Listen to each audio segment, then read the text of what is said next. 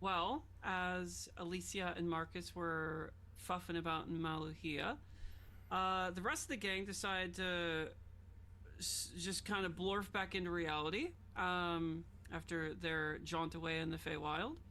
Uh, Basically, where they died. And upon discovering the trail of a certain individual, they came upon a runic circle on which a certain ritual had taken place to bring back a Mr. Marcus Drody.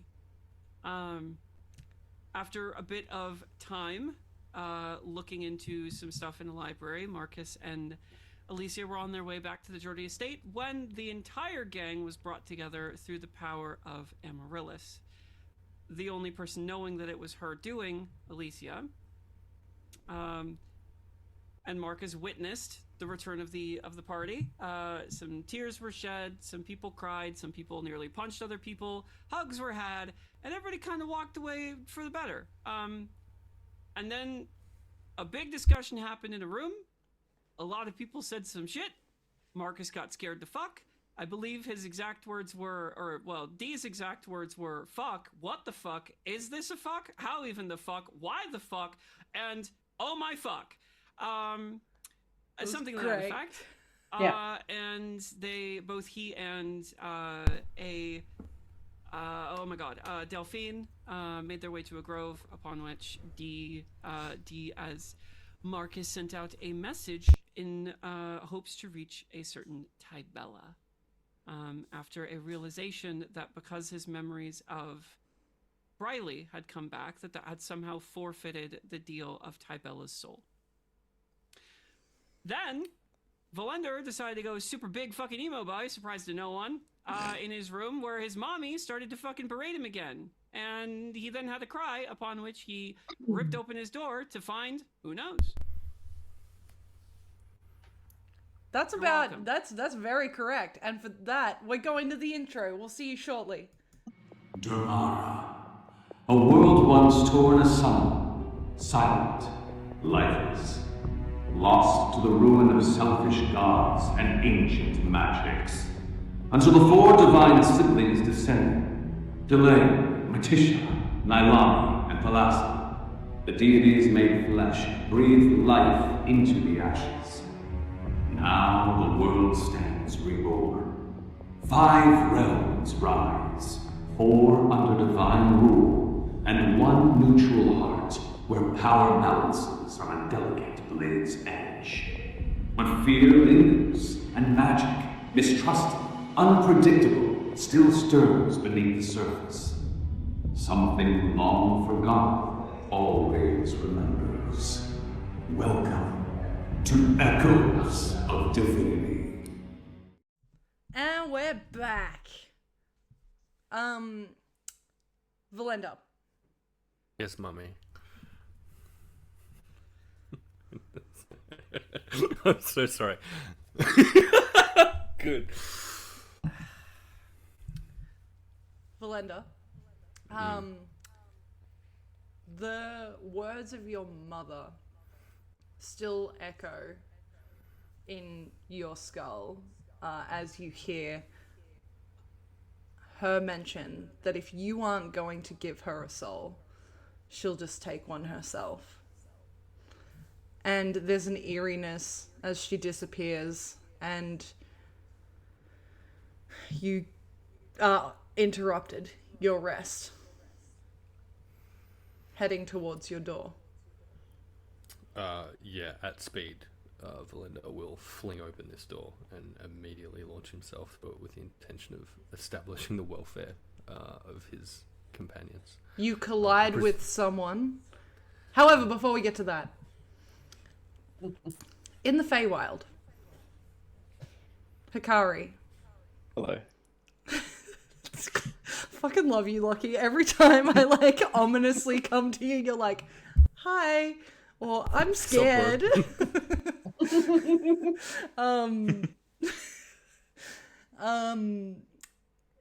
You remember everything that's just happened because it's just happened. You witnessed your friend You witnessed the tower. You witnessed moments from your past that had been kind of twisted and changed. And then you watched as Velendar, Scarlet, and Delphine, as well as Carlos, a new companion, were taken from you, expecting to kind of go with them. A moment passes, just in case there's some sort of delay. But then nothing. You're just left standing in this void Feywild, alone. What do you think you're doing or thinking about in this moment? I think Hakari will sit down, cross his legs. He will take out, he will start sort of fiddling with the tassels around his sash and just speak. I think this is like an inner monologue that's then spilling out, and he will go, well, it wouldn't have been a fitting end for them anyway. Just sad that I don't get to watch that glory that they get to take in and undo the wrongs that perhaps we left behind out there. And you're saying this out loud? Yeah. You watch as you kind of begin having this conversation with yourself. A figure appears. They are very slight, but built. They take a seat opposite you, legs crossed, kind of mimicking your body language. They have a ebony kind of pixie cut with a silvered streak through the front of their hair. And they wear a puffy sleeved shirt and a deep blue vest. Can I get you to make a history check for me, please? I'll get you to do it at advantage. Hell yeah, dude. Watch this. Oh my. Back rolling strong with a natural one, baby. At advantage? Yeah, no. It opened with a natural one, but now we're on a 16. Okay, good. I was going to say, you rolled 2 nat ones. How is that possible? Hey, statistics, buddy. Cool. You would know, not necessarily from study, but because you grew up in Maluhia, you would know that this is likely, based on where you are, based on the things that Delphine has said, and based on the description of this appearance, that this is the god Thalassa sitting before you, the god of Maluhia. And they just watch. And they kind of place their chin on their hands as they listen to you. And they say, "Oh, I'm sending you back. I just have questions first." Okay. That's good news. If I can, is there a price for me returning? We'll get to that. Okay. Ask away then. You interest me, Hakari's Eye, because you are the closest thing to Delphine that I have met that prioritizes balance. The balances of nature, the balances of life and death. And that's something I value, because I think if you're ever going to take something, you should give something also. I agree. What is it you need? There's nothing I need from you, but I have questions. I want to know about the faded page. I can tell you everything you want to know about them. I can tell you they listen to the teachings of Zio and the course of balance and everything that needed to be adhered to, the correct rhythms of nature. The fire begets water, begets earth, begets air, and in unison only does the world exist. But they understood that, much like one tames a horse, they believe they could tame all of them at once and break away from it. So where did they go wrong? They didn't give, they just took. What would you have done differently? Well, I think I would like to have stopped them before they got to this point, honestly, but I guess I would have asked for help from my father. He has mastered the balance, at least for what I can understand.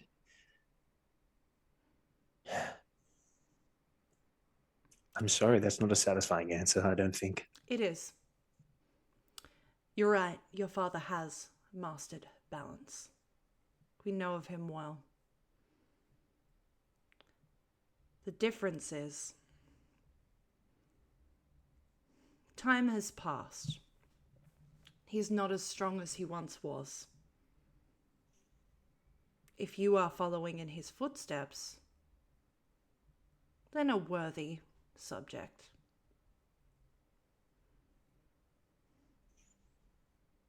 I hope to be a worthy subject. I haven't earned the title of master yet, but I think through my deeds and the journey I go on is more revealing to myself of my shortcomings and perhaps my narrow, blinkered upbringing a little bit, that the world isn't as understanding about the balance as they should be. Tell me about Nasa. I think Hakari has his breath catches a little bit hearing her name. She reminded me what parts of mortality are important. She was my best friend. And she taught me what pain was. I've been struck and burnt and bruised and broken bones, but they heal and scars are lessons. But that which brands your heart is hard to forget. She went with the faded page, and she is as strong as I am, if not more. Do you think if returned to full power, she would have good intentions in her heart? I think if she saw what the faded page are really about, she would return to the good intentions. She still believes that they are the correct balance, as all who follow do. The disciples of the faded page are twisted. I'm aware. She is alive. That's good news.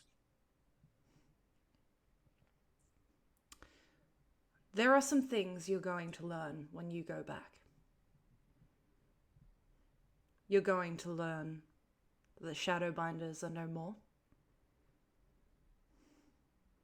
And you are going to learn that the reason they are no more, according to the world of Damada, is that a sacrifice was made that divided the Shadowbinders. That sacrifice was your friend Briley Eldervale. Is she dead? Yes. She was an informant for the Shadowbinders.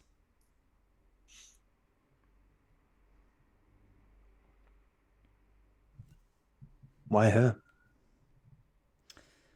Well, I can't always give you the whys. You're a god. I know who you are. I know. But to maintain balance, it's not wise for you to know everything. That's a good answer. Well, that hurts a lot. Did Marcus make it out? That's something I'll let you find out for yourself. Okay. She will hold out a hand to you, as if to take yours if you will allow, like in front of her. Hakari will pull off the tassel that was reattached for Briley. Well, if you're a god and you're here with me, give this to her. She'll know what it means. Are you sure? Yes. So be it. Bringing someone back to life, Hakari, is no easy feat in Damada. And so many have been brought back for you and your companions. Tybella, you, Scarlet, Delphine. It does throw the balance. Others must be taken in your place. But none that wouldn't have already been taken. These are not innocent lives. These are timelines cut short.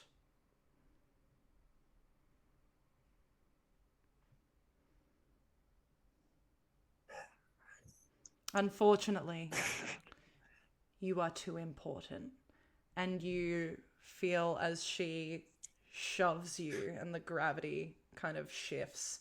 You feel this nausea. As you blink, it's like looking into nothingness.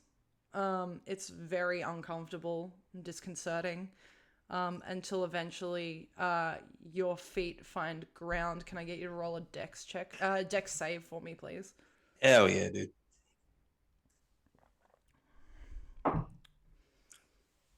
19. 19? Yeah. You land in a tavern. In a room. You look around as kind of... It's like blinking into a bright light. Despite the fact that it is evening back in Damada, it's kind of refocusing on your surroundings. Is like you kind of have to blink a couple of times. And where you find yourself is standing in a room behind Velendar, who is standing in the doorway, colliding with Alicia, kind of frantically. You do not take any damage from your landing, but you do feel overwhelming exhaustion. And I'm going to get you to take 2 levels of exhaustion for me, please. That's fair. As you were brought back to life. With all of your belongings, everything there. Almost like you've been bamfed in and out of existence. Sick. All right. Alicia, Velendar, you don't see this, but you sense someone behind you. Alicia, you feel this body of Velendar collide with you, and over his shoulder watch as Hakari appears out of fucking nowhere. What are the 3 of you doing? Oh, steady on, fucking Velendar. Jesus. Oh, you're alive. You're alive. Did you Check just the others. imitate her accent? A little bit. He's very discombobulated. Of course I'm alive, you daft fucking... What the fuck? Alicia, my mother is here. Check the others now. And feeling someone behind him, he will Well, there's one draw of them. Fuck. a dagger All and right. turn around and get ready to throw it. And seeing Hakari will just hold off at the very last, directly into his face. What an odd welcoming. And where the fuck have you been? Same place as everybody else, I think, but just a little bit longer. Can you help me out, please? Yes, and Velendar will grab his arm, fling him up immediately. Next 3 rooms down the hall, check them now. My mother is here, And she wants a soul. Oh, fuck you, leave it be. I'll go look at him. I'll get it. I'll go And look with a for the greater others. sense of urgency than old lady fucking bone bags there, it seems to be approaching the situation with Velendar will rush out the door and start checking the roofs. First of all, wow. Second of all, you would find Scarlet not in her room because she went up to the bathhouse. But you would find her belongings in a room, which now I'm realizing is quite troubling, I guess. You would also not find Delphine or Marcus. I would have known. You mentioned that Scarlet was going to the bathhouse, right? Mm-hmm. So yeah, I'll just be making my way up, holding my fucking face, just Scarlet. And we watched Marcus Delphine head Yeah. outside, so I think Velendar will bolt kind of in that direction and just start screaming their names as he exits. Hakari, who are you following? Alicia or Velendar? I think he's going to follow Velendar, and I'll just be keeping pace. Cool. You've got to. Where are we, Velendar? Oh, we're in Maluhia. A lot has happened. I'll catch you up, but for now, you are all in grave danger, and I need to know everyone's okay. I'll help. You said your mother's here. I met her once. Remember? Then you're well aware of what she can do. Let's look. I asked her for a favor, Hakari. I asked her to... Why would you do that? You must have been desperate. Was it to get us back? Because you all fucking died! It's okay. It's okay, Velendar. We're all back. We're all here.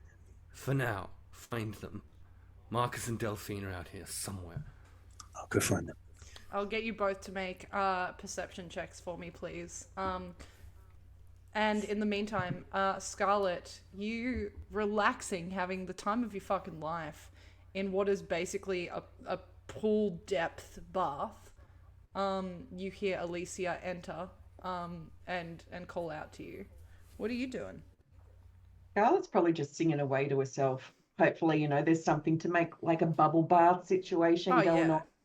There's oils, there's bubbles, there's bath bombs. It's whatever you want. And there's no milk. Just There's putting no that out milk. there. I'm not the one that does milk There's baths. no milk.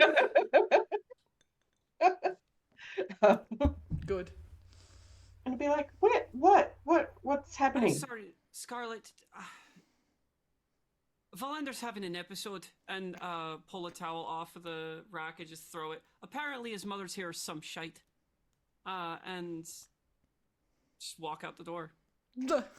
Is And as Alicia's I'm nose walking down the bleeding? stairs, probably not, but she's like, just checking.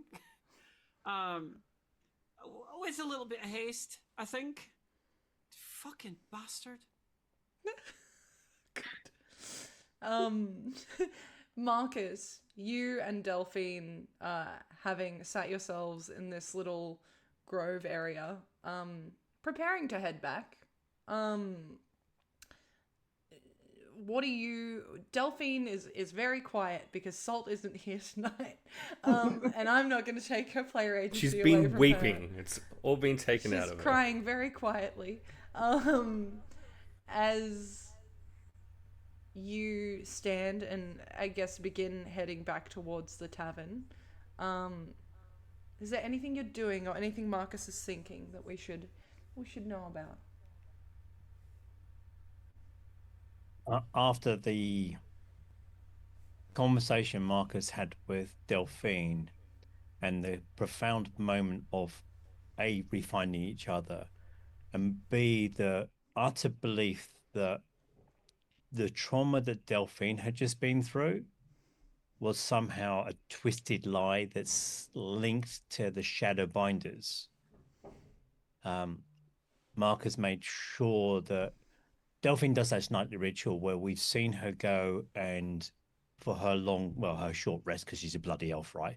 But she sits in nature and then does this kind of tree garden thing here. Marcus carefully makes sure that she's okay, and then starts to make his way back to it because she always likes to have this moment to herself. Yeah. And Which she Sorry, go on. does. No, that's okay. Yeah. She kind of, you notice as she begins to kind of look around for some flowers and somewhere to rest. Velendar, Hakari, it's only the two of you. Yep, cool. What were your perception checks? Strong, epic 12. Excellent. And at disadvantage for the level of exhaustion. That's correct. Dirty 20. Oh, good. You see Delphine peeling off from Marcus. She looks content. She doesn't look like she's in danger. And you see Marcus as well. Hakari, you would see Delphine.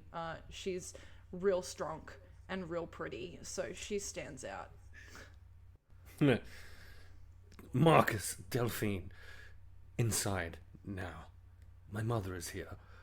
Marcus apparently rejecting Lolth's offer that she made to you has resulted in the omen to the soul. Or so she says. It's time to fucking circle the wagons. Velendar, is that you? It's pitch black. I can't see. You forget I'm human. Yes, I, it's I me, literally can't Marcus. see anything. Where are you? Velendar? Velendar will reach out and take Marcus's hand. Quickly, now. We need everyone together. Delphine does follow also. Yeah, we need to talk, Velendar, about that. I was trying to, but Not Tybella's now, a- Marcus. We will. No, stop. And Marcus will try and dig his heels into the ground. And given I've got platform risers, I'm guessing it's pretty good traction, to be honest. Marcus, she will tear one of your souls from your core. Come with me into the tavern now. I'm begging you. Yeah, well, let's go. This can wait. Yeah, okay. And again, Marcus will stumble through the darkness. I cannot see. I'm just using his walking stick. He's using it just to try and follow Velendar at speed and stumbling all over the place. Can Hakari here, like, just my elemental yeah. attunement, I'll just flick my hand up, fire will just spin up from my wrist. Because you're alive. In again, and this very high pitched scream, which I'm not going to do here because it will cause problems there. Marcus is like, and genuinely cling to Velendar at this stage. Is like, Hakari? Marcus, my brother.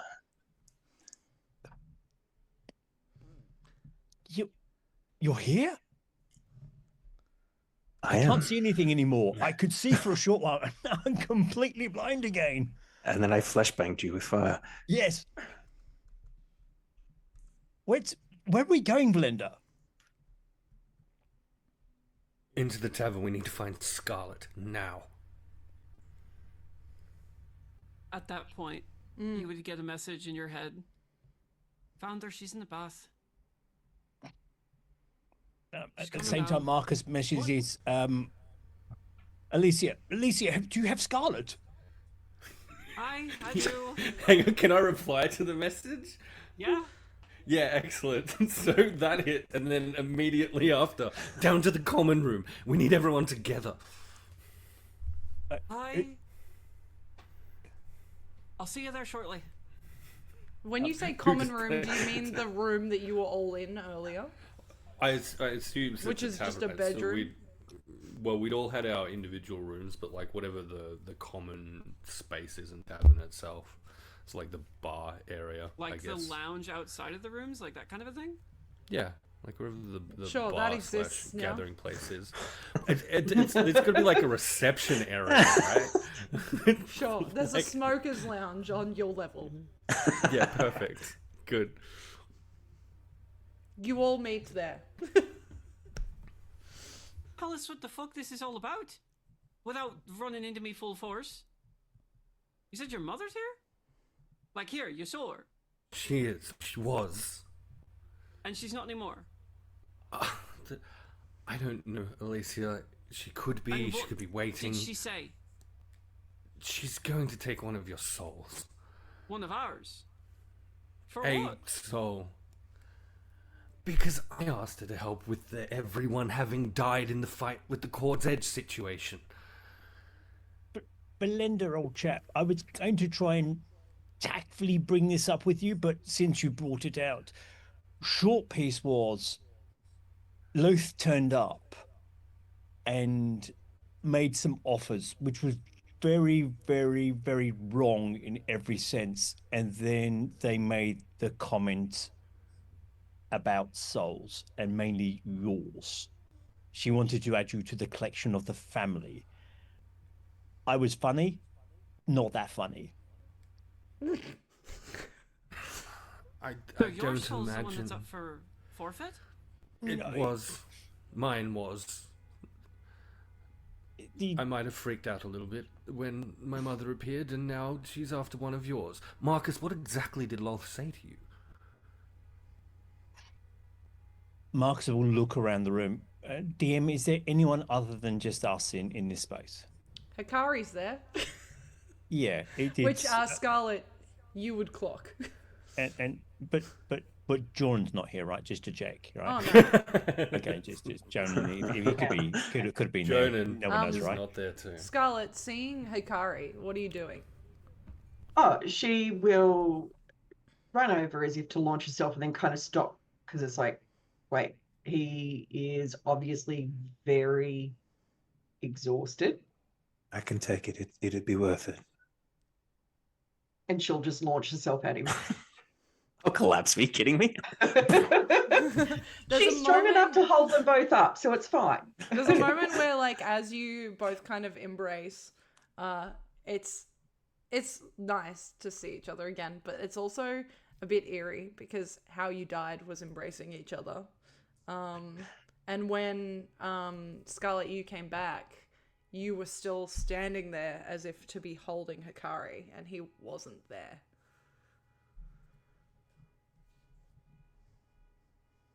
How much do you remember? I remember everything. How much do you remember? Everything. I mean, look, I heard what brought us back was a heavy toll. And I'm overhearing now that Loth was involved with something. Did this actually play out that way? Marcus had multiple people make pleas to gods to bring him back, and he had to choose which offer to take. Quite popular, it seems. All he had to do was say yes to the bitch. I would be whatever, and he would have returned, and it all would have been Are you trying to imply fine. that this is my fault somehow for bringing him back via Amaryllis' help? I'm not going to ascribe blame. As previously discussed, I don't think any of us have moral high ground to stand on right now. Britt's losing her mind off screen.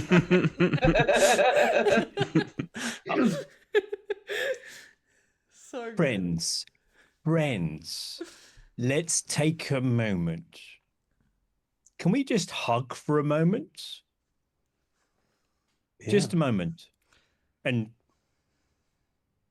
come together? Delphine will immediately join you in this hug. Yes. Group hug. Group hug. Alicia? Staring at Velendar. Oh, Valenda's already in on the hug, but he's also, like, craning his neck around every corner of this room, like, looking around, waiting for something to strike from the shadows. It'll make you feel better about the situation. Fine. And a small wisp of smoke will appear around each of our feet and encase you, and then sort of dissipate fast without a trace is active until I let it go. Cute. And then I will join the hug with just a hand on Scarlet's shoulder on the other side. And together they hugged without a trace. Oh. Good. If anyone wants to ruin that, the Tiltify campaign sent. Just quickly, did she say it was going to be one of our souls, or could it be someone else that's important to us? She didn't say you precisely, but there is literally no one left that I care even an iota for. Tybella? Tybella's gone, Scarlet. Again, I'm trying to tell you something sensible. She's not gone. I've just spoken to her.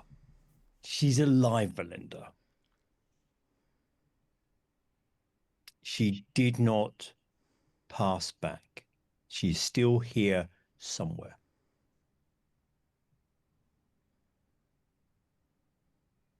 Then yes, Scarlet. She too is at risk. Anybody else potentially at risk? Potentially the bells themselves? Maybe your Fuck sister? the bells. No. Excuse me. Realistically, if she was going to go for a bell, she'd go for me because I'm the one he knows more than the others.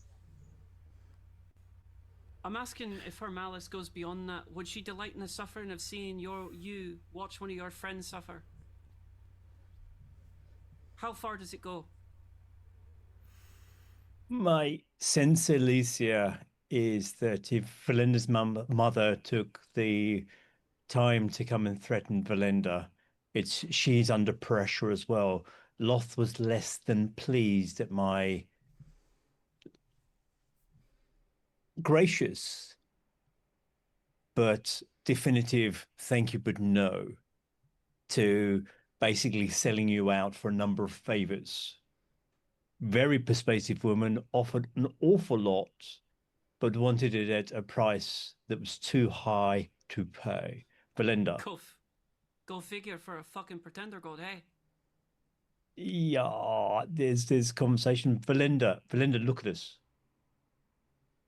She was going to threaten us regardless, and your mother is now scared and angry. She will come after you, she will come after me, and she will come after us. I can't say I don't like the scared bit. Loth is a unique being, and Terra does not fully... I was in the presence of these two goddesses, and it's hard to describe being pitched by both of them on which path to take. She was not happy, Velendar. And I'm pretty sure your mother and father will find out, but they were desperate to have you as part of the 3 collection. It was too high a price to pay, Velendar, for you. Marcus, I offered. You fool. I think there might be something that we're kind of forgetting here. If your mother is scared and she's going off like this, she's vulnerable. Scared people are stupid. We could abuse that. Could we not? I could safely say, DM, that in no way, shape, or form in the interaction in that room did Valenda's mother seem scared. Yeah? Make an insight check for me. Sure. Can we cancel out the disadvantage, courtesy of the familial bond? Perhaps. Roll a persuasion check for me. Sure. I'll roll against you. Okay. Well, that's a nat 1. Then no. What disadvantage it is? But you will insight. get a D4 of guidance on your insight check from Okay, great. Marcus. Right, let me roll twice like a fucking idiot. Hey, listen, rolling twice is sometimes a good thing. And a D4, you say? Mm-hmm. What's that? Wait, I'm looking at the wrong side of the... Sweet. 18. 18. Yeah. You have known your mother for as long as you've been alive, which makes sense because you're her son. But Whoa. I know, crazy. You've never once seen her scared, ever. And this interaction that you've had with her, she wasn't scared, but there was an erraticness to her that seemed a little off kilter.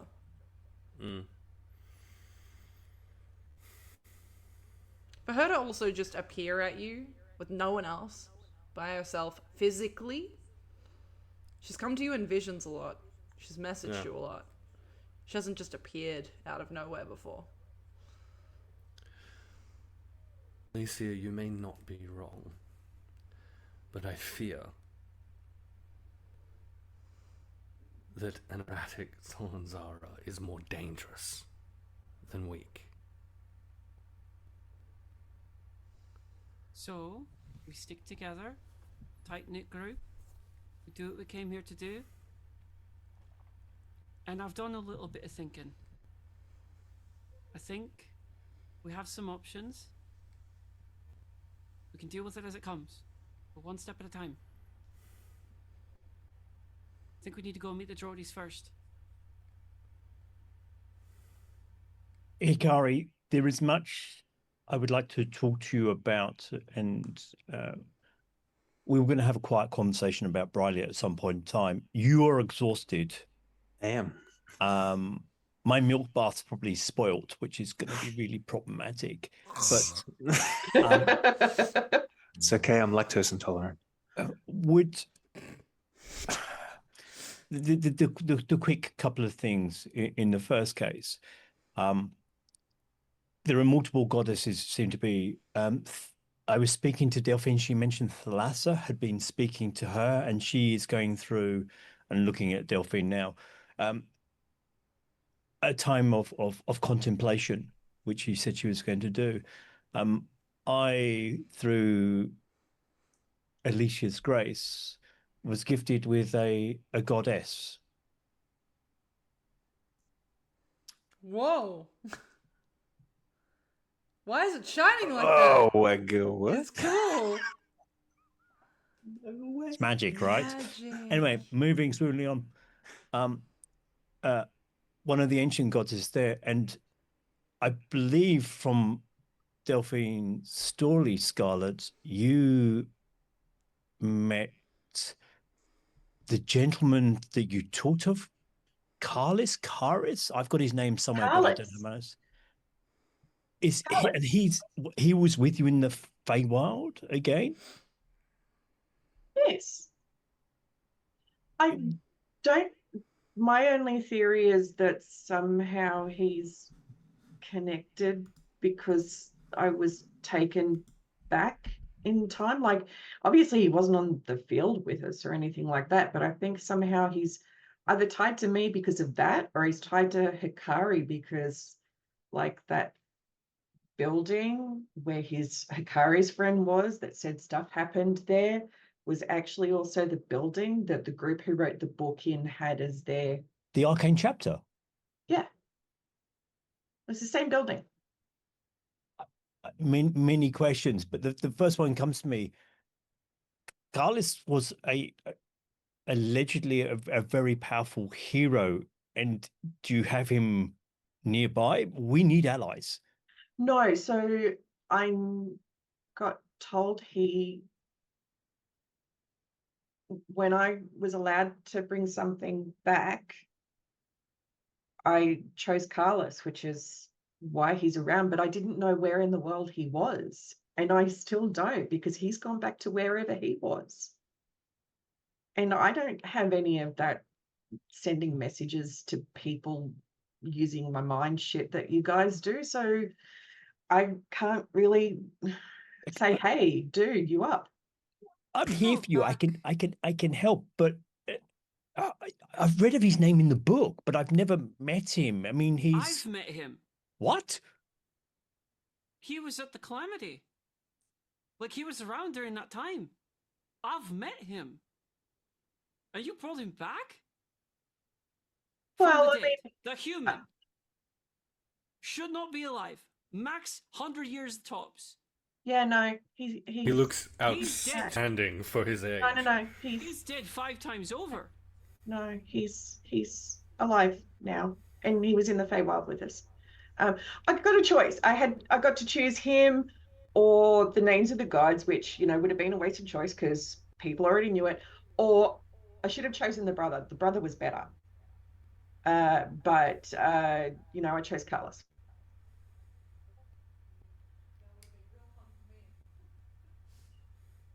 You are muted, my friend. No, I was literally lost for words. At this Oh no, point. the DM. Good. Why can't I hear M? Yeah, because Emily's muted. at Oh this wait, time. hi. Sorry. Hi. I forgot I muted myself. Yeah. I said that would have been real fun for me. 2 Lockies, 1 stream. Yeah. Inside joke. The brother was played by Lockie. That's why I've just dropped that joke. Thanks, buddy. Definitely the better one. Nah. You are all It's not an speaking. inside joke. It was literally on the stream. That's not an inside joke. It's a Hex's inside joke. How dare you? Don't dismiss the people. You're all talking. It's like nighttime now. People are bedded down. You watch as this old gnome opens a door, and he's obviously in the first cheapest room near the smoking room that you're all sitting in.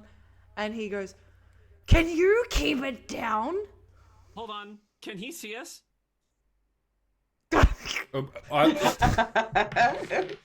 He's not actively trying to hide right now. Pass of the Trace naturally has a 10 on all stealth. No, so... it adds 10 to a stealth check. Right. So Right. Are we being stealthy here, or no? Are we just I'm standing here not. like dickheads? We're No? hugging in a Okay, giant okay, circle in the okay, middle of the okay, room. Okay. He just says it because he can hear you. You don't know whether he can see you or not, but he just says it. He's like, "Can you guys shut up?" I will fling your soul to a spider goddess, old man. Leave us alone. There we I'm go sorry, again. God, he's- Another I'm sorry. fucking magic user threatening some sort of fancy god. Velendar, just Fine. All right. We'll go upstairs. Can I Go to ask bed or one get the thing? fuck out. Can I ask one thing of you all? He slams We the got door. we got 4 rooms, right? We're going to occupy 2 rooms tonight. And there is going to be at least 2 people watching the others through the night. Wouldn't that, if it's 2 per room, wouldn't it be 3? There are going to be 2 people, Scott, at least, awake, watching whoever is asleep. fun. You're all in great danger. I need you to understand just how evil the vile creature that spawned me is. She could return here Okay. and do who knows what to any of you. Delphine on a at this whim. point pipes up and goes, "It's fine. I'm real strong. I can bench press a bear." I love that, Delphine. Please do not try and bench press her. Scream and everybody rush her. Maybe we survive the night if she returns. Cool. All right. If that's the case, then fuck. There's more elves in this group than I've ever met in the last 200 years. I suppose we'll need to worry about that one, pointing to Marcus, and well, who else sleeps? Hakari dog? looks like I need to sleep. Yeah. Okay, breeze. so He needs some rest. So you got 3 elves, 3 people that need actual sleep. about that. So how do you want to split this up? It doesn't matter. It's like a hand wave. Maths figure themselves out. I And would we split actually- into an I would- even groups of 3. You know what? Okay. Yeah, we do a girly pop sleepover and a boys' room is what we're gonna do. The 3 boys go Good. to one room and the girly pops go to another room. Are you? Are we gonna arm wrestle? Sick. No, move on. I want you to know. No. I'm going to throw this just at your way, Pro. I was doing that as a non sequitur for M to cut so that we could do the next thing. All right. Good. I was supporting that. You think I'm out here just trying to be like, no, who are we grouping with? Who are we grouping with? Who are we gonna fucking sleep with? The girly pops go to one room. The boys go to the other. The boys. I will get. It sounds like the human people never need to wake up, so it'll just be Rin, Pro, and Delphine that make rolls. The rest should be able to sleep through the night fine without issue. Please God, let me sleep. What am I kind of rolling roll is this, for? sorry? Perception. God. Oh, you fucking hell. I'm a dum-dum. How's a hot 15? Excellent. The Is this going to be before or after I finish my long rest, for the record? Before. Yeah, of course it is. That's a 9. Fuck you. Cool. I got a 6 plus a 9. Nice. Good. Nice. Delphine got a 4. Good news is, she's in the girly pop room, so it doesn't matter. Scarlet, Alicia, and Delphine, you have a real chill, relaxing night. No issues whatsoever. In fact, when you wake up, you will cure a level of exhaustion, having done so. Hey, thanks for the raid. I don't know how to pronounce it, so I'm just going to say thanks for the raid and give you a shout out and tell me how your day was. Let's spell it. Great. Spell it phonetically for me. Urience. Okay, there we go. Hey, welcome on in. Hope you had a great day. If you need to raid and run, take care of yourself. Do all the things. Velendar, Marcus, and Hakari. You have a relatively uninterrupted night. In the early hours of the morning, Velendar, you hear something on the windowsill, just a scratching. And as you do, instinctually you look over and you see a bird. And it flies away. And then the rest of your night is uninterrupted. You all too may cure a level of exhaustion, including yourself, Hakari. Thank you. You're welcome. So kind. As you all awaken, ready to begin the next day, with the idea of going to the Drody estate in mind, having been suggested by Marcus the day before, this just a temporary stopover. Is there anything that you are doing in preparation, or anything that you are doing beforehand? I'm going to start with you, Tammy.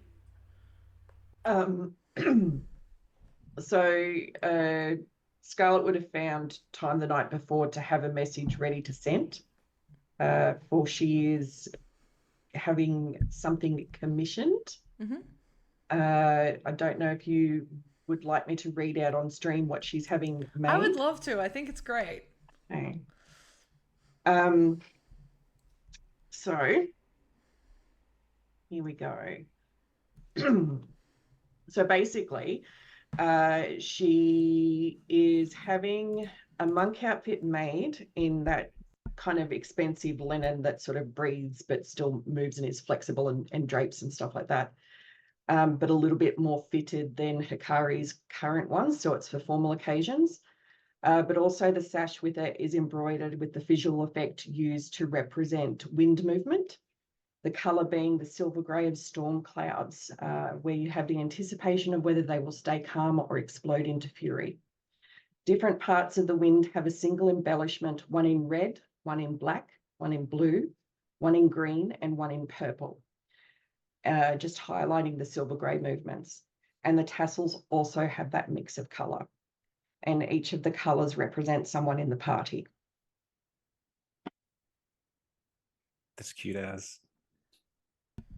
The message goes off without issue. The letter, I should say. The tavern keeper agreeing to get it posted for you. And without requiring payment, thanks to the generosity of Marcus's bar tab he started the day before. Velendar, is there anything you're preparing?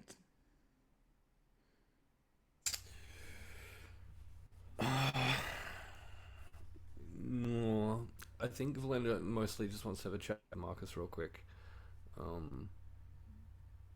Because we'd planned to visit the Drody estate, right? Mm-hmm. And this is just a little kind of layover. Mm-hmm. In which case there'll be a quick moment where Velendar kind of approaches Marcus. Marcus, given the danger, are you comfortable with us visiting your home? I can't guarantee. Sorry, Britt, see you later. I guarantee that your family will be safe.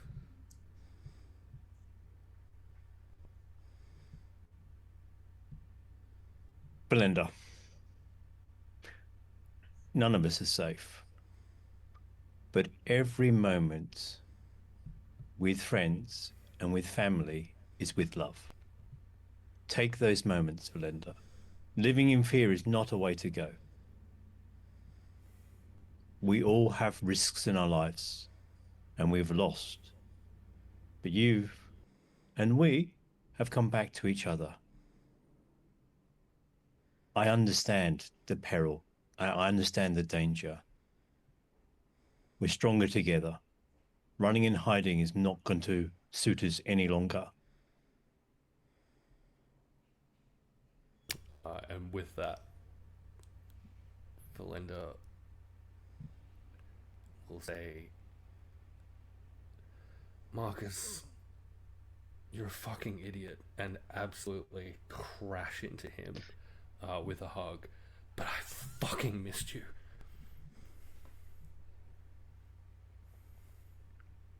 And Marcus will take that moment to breathe again and wince for a second.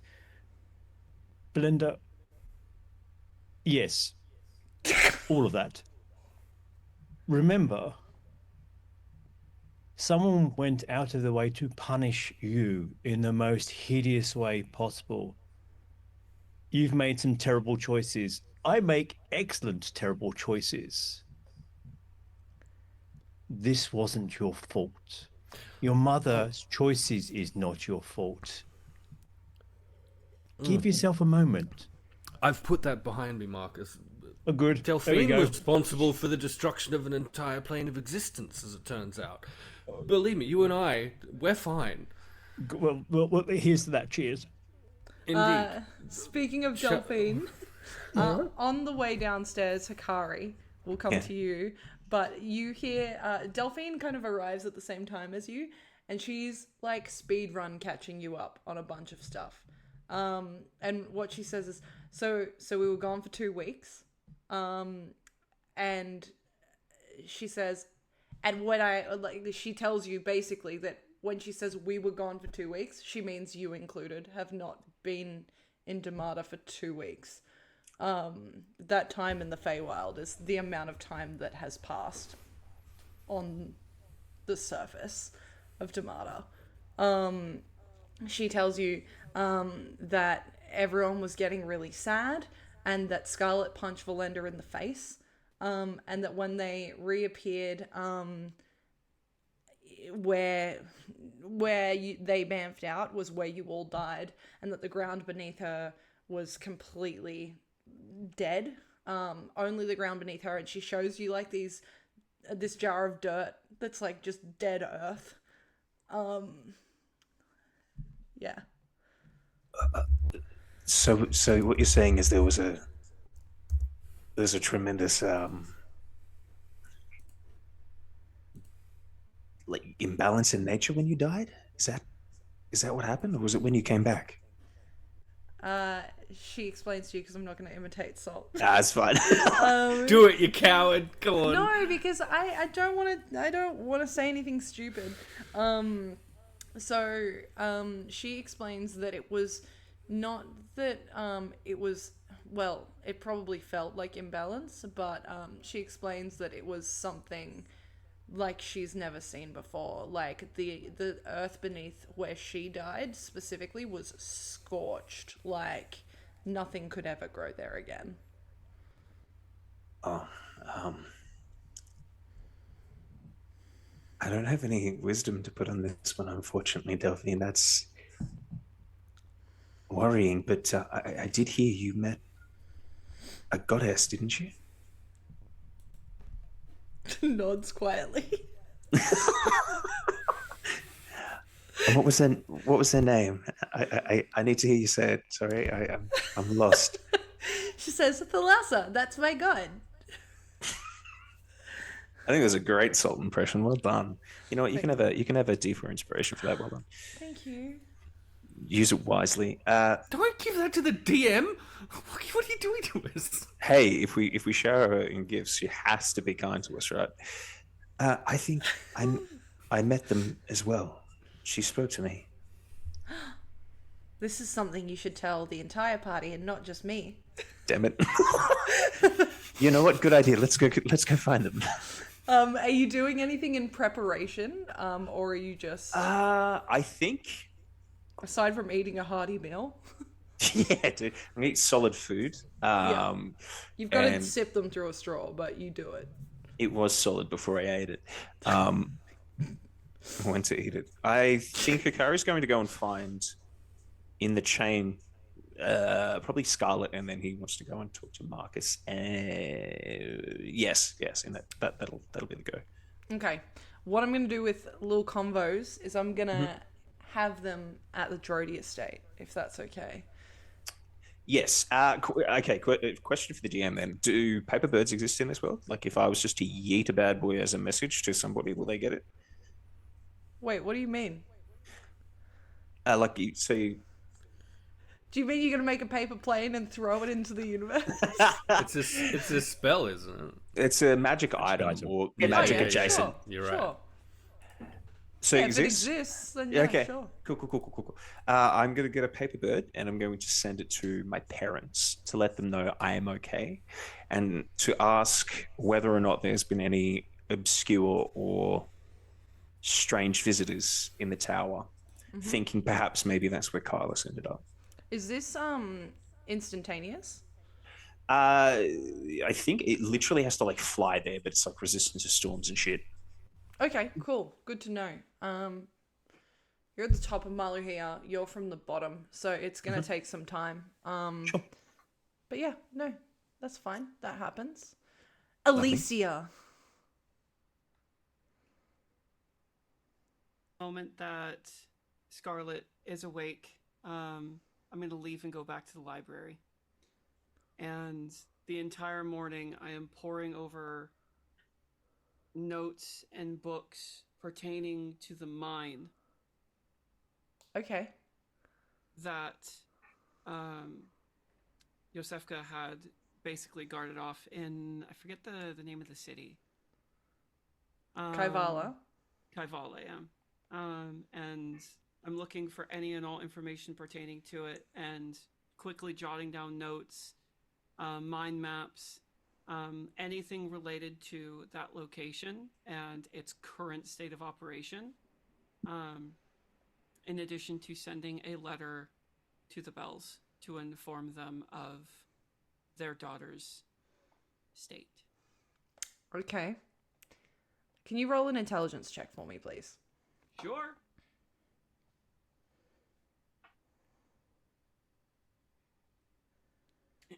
Oh, well, the fucking die roll, it was 20. Like a nat 20 or a dirty it's 20? 20, which would be just intelligence, straight intelligence? Yeah. 21. Oh. No, I'm joking. Oh, I'm a 21? Alright, No, sure. I'm joking. With a nat 20 for a 21.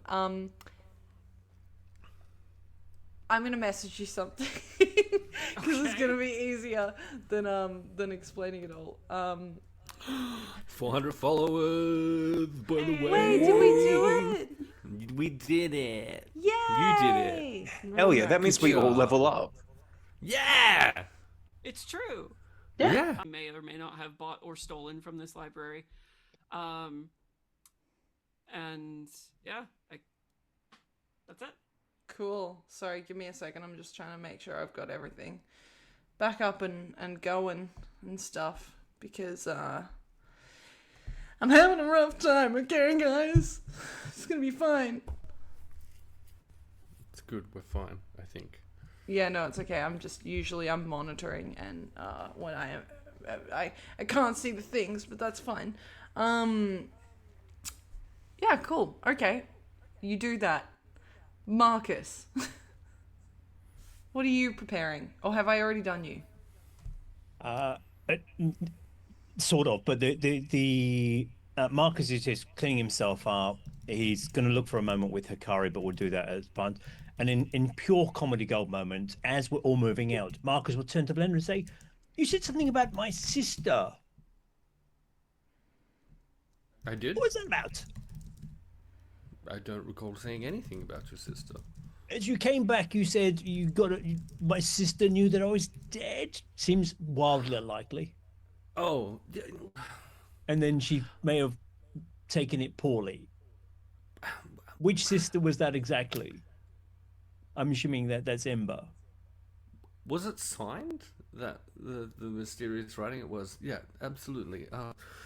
The thing is, Marcus, I'm not entirely convinced that it was in fact your sister. I think we were being messed with while we were in the Feywild by someone who was quite clearly malicious. They changed form a number of times. They appeared as Narcelia. It definitely wasn't Narcelia, obviously. But potentially, your sister is aware that you died, yes. And they did not seem particularly thrilled with the idea. In fact, when we arrive, just in case, it might be a very good idea if you go in first and I just hang about outside for an hour or two. Velendar, I feel we swapped places in our roles, which I'm loving, by the way. So let's do that. Jolly good. Marvelous. With all of you prepared, with no horses, because Marcus could not negotiate for horses. Damn you. Be rich and you're not isn't great bargaining strategy. Yeah, correct. You begin your journey to the Drody estate, knowing that it takes a couple of hours to get there. I'm not going to be mean. The time passes without issue. And as you approach the Drody estate, two things. Number one, Hakari, you receive a message back from your parents, specifically your father, who says there is someone who claims to have met you that has stopped by. And he does say Carlos Sandris. Interesting. He said stop by. Did he indicate if he's still there or not? That's all he says. Classic dad text. Cool. Yeah. Yeah. As you approach this estate, Deetwenty, I'm going to have you describe what the estate looks like as you are all making your way towards the entrance. Unlike the grandeur that we saw with the Bell's estates, this is much more careworn. It's more a manor house that's been set up with farm houses and abodes that have been built across. It's a sprawling estate. The walls have been recently repaired, but are ancient, probably at least 4 or 5 generations. For Alicia, they've just turned up last week because she's about 1 billion years old. But but for the rest of us mere mortals, this seems to be around for probably about close to about 200 years, but it's been rebuilt over time. And in a lot of the cases, you see that the stonework itself is patchy. It's almost as if it was falling into a state of repair and has been recently brought back into a state of grandeur, or at least a state of working repair. It's not particularly ostentatious in its things. It's completely unlike Marcus. It seems to be much more practical in the way it is. There is a particular tree in the hill that Marcus points out that you can see almost like a treehouse structure nearby built into it. There is glades. There is plenty of horses here, so we're all good. But there was also... Which you remember small... Bradley told you that he sold your family horses.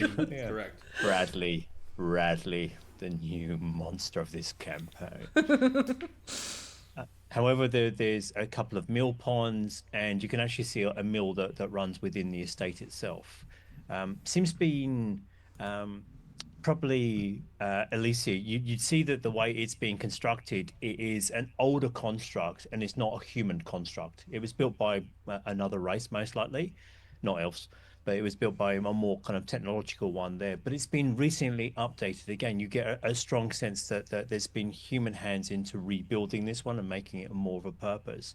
There is a defensible structure to the 4 of you that have those combat eye around it. There is places that it could be defensible, but it's been built up as a homestead, as a follow through.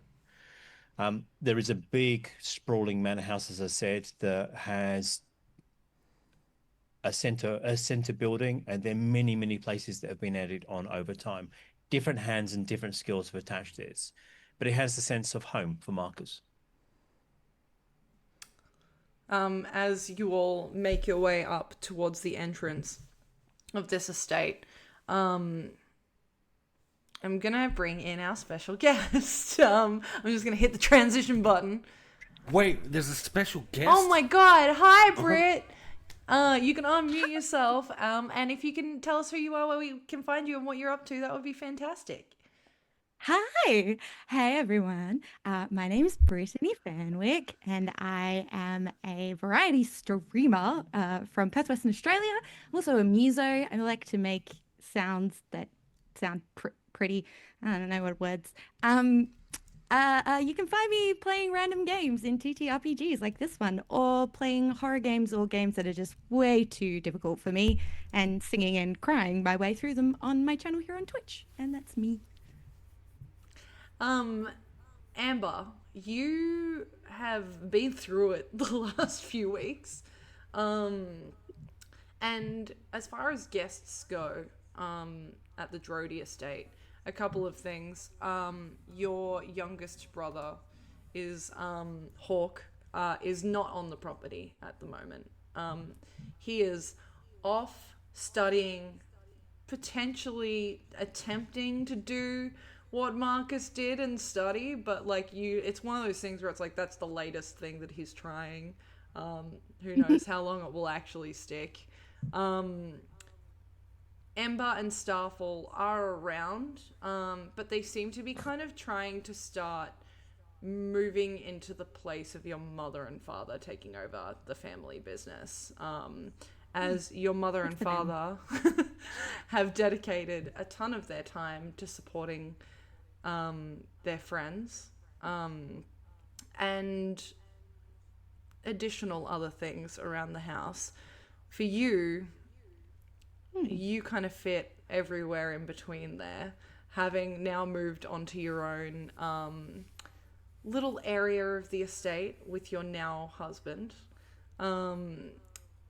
It's been a rough time, so visitors haven't really been that common. Approaching the estate, you see a number of different people. You see your brother, but then you also see 1, 2, 3, 4, 5 others that you don't recognize.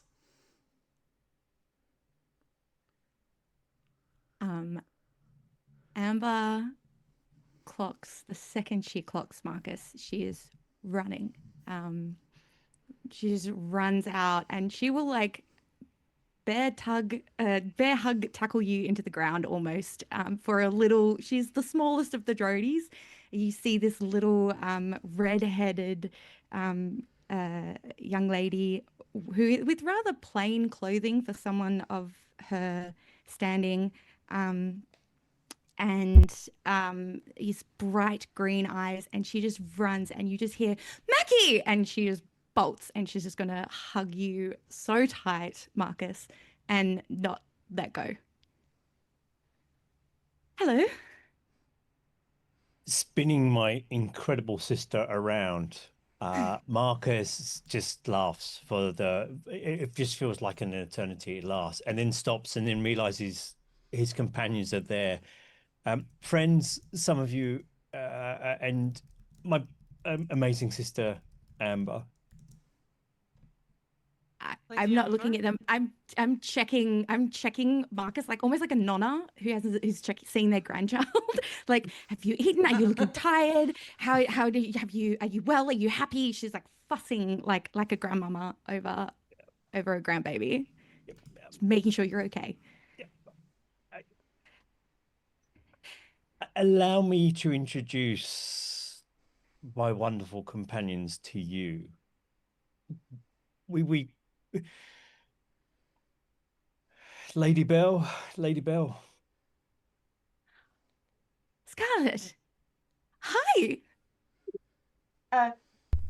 First things first, can I call you sister? Yes, obviously. Okay. Second Please do. thing, feel free to blink twice anytime you want me to hit Harrison.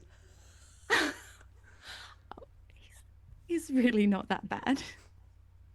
Lovely to meet you, though. He's not here either right now, so you can relax. Okay, good. Yeah. I mean, other people see a different side to him. My experience growing up with him was unique. Siblings, eh? Well, I definitely have a favorite sibling. I know Marcus has a favorite. Don't you, Mackie?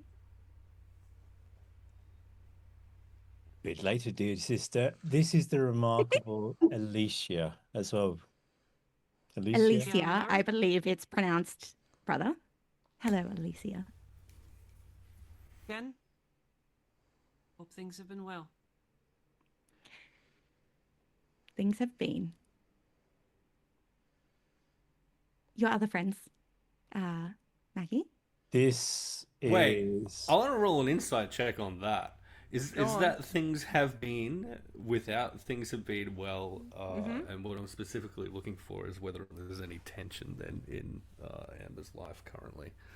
I was about to say the same fucking shit, pro, so... All those dice. Both roll inside. Those dice. 12 12 with a plus 6, so 18. Do I roll anything? How do you play? Well, D&D? you're not lying. So No? Don't tell me what to do. Dirty 20. she said what she said. Is there any like kind of emotion you think, Britt, that would be leaking through Amber in the way that she says that? Emotion, I don't know. I think she's pretty good at playing the role that she's been taught to play. I will say what you will clock if you're taking her in is this girlie looks tired, like bags under her eyes, shaking a little bit, like there's a bit of like a quake going on. Yeah. Do you think we'd pick up that it is a role that like she's presenting as opposed to something more authentic? I think if you know the world of families and politics and what they would expect of a young female to do, Yes. you clock it pretty damn quick. Yeah, you both would. Cool. Sorry, as you were. Marcus? This is Velendar. Hello. That's Lovely it, to meet just you. Say this is Velendar. Yeah, it's Velendar. Lovely Hakari to meet your Zai. acquaintance. Lovely to meet you. And I'm watching. And- I'm watching. Is there any reaction from saying Velendar DM from? No. Good. Okay. Whew, that was close. Hakari Zai, my dear. He will bow. Pleasure to meet a sister of one of the most wonderful men I've ever known. Lovely to meet you, and good to see that he's been keeping good company. Mostly good company, I see. And this is the Radiant Delphine. Salt's version of hi. Hello. So I want to have a D&M with you. Oh, Okay. no. Don't do that to you. Well, why don't you all come in and we can fix you up some tea, and you have so much to fill me in on, Mackie. Come on in. You all begin walking towards the front of the estate, and make your way inside, towards the kitchen / dining area that is this grand, beautiful, but there is a coziness to it, as you enter.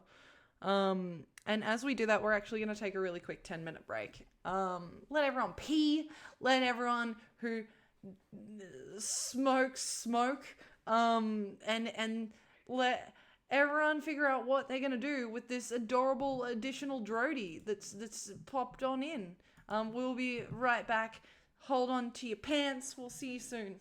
Hey, we're back. Hey, who am I gonna pick on? I gave a beautiful fucking intro. I'm not doing it again. Lockie, what's happened this episode so far? I learned what a peppercini was. It's a pickled jalapeno. It's one of these. Yeah. So aside from that, we opened on Velendar having a Existential crisis. While Every episode. episode. Blink 182 Miss You played in the background. And then it slam cut to Hakari meeting a god as he reminisced on being left in the Feywilds, then sharing some deep and meaningful thoughts on philosophy, I think you'd call it. And then because that satiated a god, he was yoked back into existence with 2 levels of exhaustion. Velendar headbutted Alicia. We then had another existential crisis as we hunted for the rest of the party. Reunited. Got assaulted by... Not assaulted, that's the wrong word. We got berated by a gnome for waking him up because he spent $6 on TripAdvisor instead of fucking booking a correct room. Good. And then... Where are you? Thank you, I read that. I remember this. I'm so sorry. I'm Sorry. so karaoke. I really love It was that beautiful. you stopped Sorry. doing that.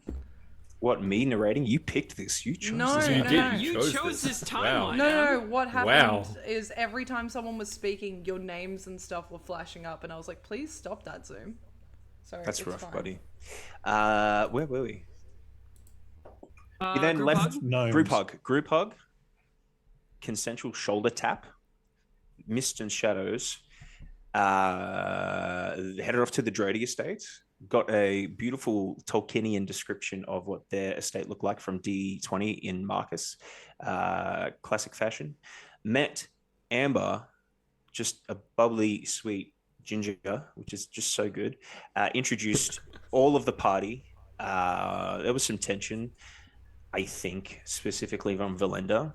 Are we sure? Sexual tension. I don't know about that. I don't know about that. Like, genuinely, was there? Did I miss that? No, Britt, Okay. Britt, it wasn't. Wait, hang on. Blender exists. That's Wait, blending in with Write the it background. down. No! Sue's not showing it! It says flirting. Put it in front of your chest. Hey, good. Let's do it. There it is. You put it in front of your face. That also I need a works. better sign. That just That's hit for my me. benefit because I Bro, can't tell. you are the dumbest idiot I've ever known. Yeah. God. Hey, you know what? I We're gonna love go. you. We're gonna go back into the session. I'm gonna cut that short. Lockie, you've done real good. Thanks, buddy. As you have all arrived at the Drody estate, having this conversation out the front, making your way in, tea beginning to be prepared. You all need to make a perception check for me, please. All of us? Yeah, alright. All of you. Oh, Did you say deception or perception? Perception, sorry. That makes so much more sense. I was like, what? At advantage, right? No. What about me? Because it's my home. Yeah, you know what, Britt? You can get it. So can you, Marcus. Thank you. For those of us with still one level of exhaustion, that's a disadvantage, isn't it? I got 24, baby. I thought you were just doing a 4. Me too. No, 24. I said 24. I got a 9. You suck. Yeah, that was a real bad roll. Did anyone roll higher than a 24? no. No. No. I got a No? 19. Yeah. Did with anyone the- roll a nat 20? No? Then Alicia, you would see it first. In fact, you'd hear it first. You hear someone clear their throat, entering in after all of you. And you would see them first. You would see a drow with platinum hair. And you would see that Tybella, now has a long scar that starts at the top of her forehead and goes straight through one eye to kind of the corner of her nose. A secondary scar on her other cheek. She clears her throat. You see her. Before you can say anything, she says, "Marcus, you're not even going to bother to introduce me after trying to contact me across the world." Tybella. And Dim, given the physical form, are these old wounds? Are these new wounds? It how is- because when we didn't see her like this last time, she wasn't like looking anywhere like this. Is this? It Do was- these look like ancient wounds? It's definitely post Cord's Edge. I'm so glad you're here, Tybella. Did she come out of one of our rooms, or is she just No, apparated? she's followed in behind you all. And looking at Amber, you've never seen this person before. Hello, Amber, lovely to meet you. You one of Amber- your friends, Mackie? This is Tybella. Tybella is a friend of ours. Friend is a strong word. Is it though? And Velendar will draw 2 daggers immediately. He won't approach her. Marcus, I need you to check if this is some kind of illusion or trick. Now. Detect magic, DM, please. Sure, you cast Detect Magic. And as he's doing so, Velendar will hold the dagger up, just relatively threateningly. Don't you dare fucking move. Not another step. Just gonna put my hand on yours, holding the dagger I gave you. Easy, steady on, and try to like slowly lower the dagger. She will slowly approach you, Velendar, as you're holding this dagger. She will pull out her own and point it at you and say, "I told you we need to stop meeting like this." Marcus? Detect Magic, aside from anything in your house that would go off with magical nature, she is not emanating any illusionary, she's, aside from her own druidic magic, There is nothing abnormal. Yeah. Well, I mean, Velendar, she's pulled a knife on you. You pulled a knife on her. This looks like Tybella. Amber, Tybella, Amber. But I will cast a very close look to Scarlet and see how she's reacting, because I'm genuinely worried about Scarlet now.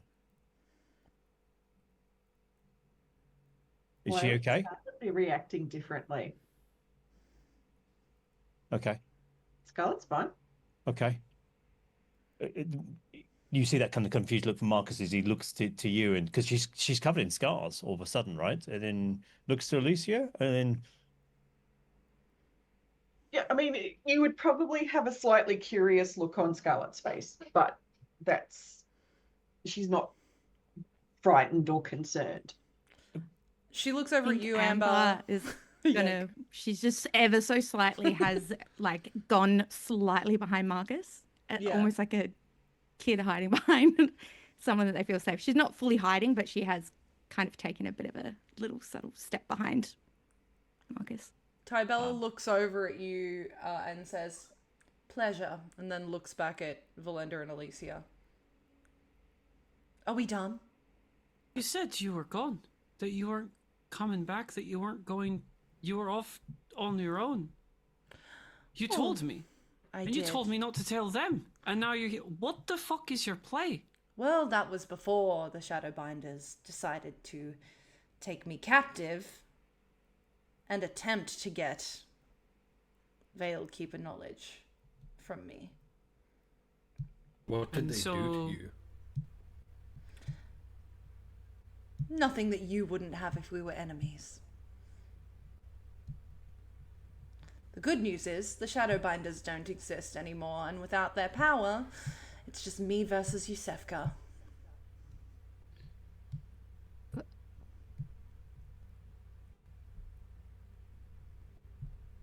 That's quite fortuitous for us then, isn't it? Velendar rushes in and hugs her immediately.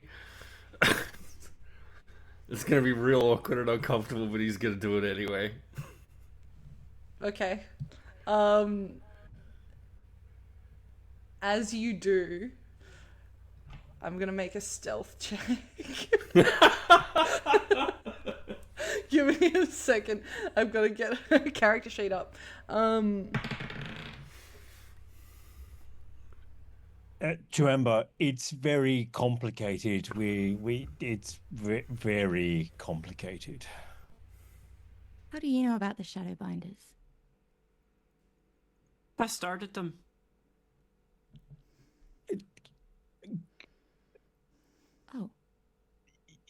Oh, Hakari, you weren't here for that either. What? So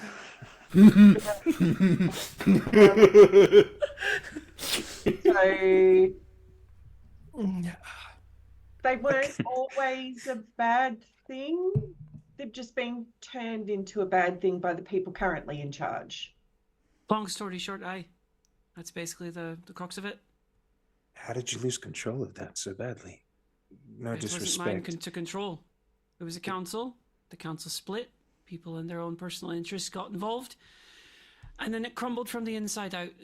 I was, excuse me, instrumental. It's okay. You can in the starting of it all. I was instrumental in the starting of it all. But ultimately, I knew where my skills lied, and that was within information gathering and making sure people were sent where they needed to try and bring about what the end goal was. Eventually got bastardized, and here we are. I respect you for doing the right thing. Well, they're gone now, so that's a positive. How does it feel? They're all gone except button name, really. Well, the name's gone. I'm sure that there's still fractured amounts of them scattered about. What do you mean they're gone? When? They were removed from existence. The whole group. It's gone. When?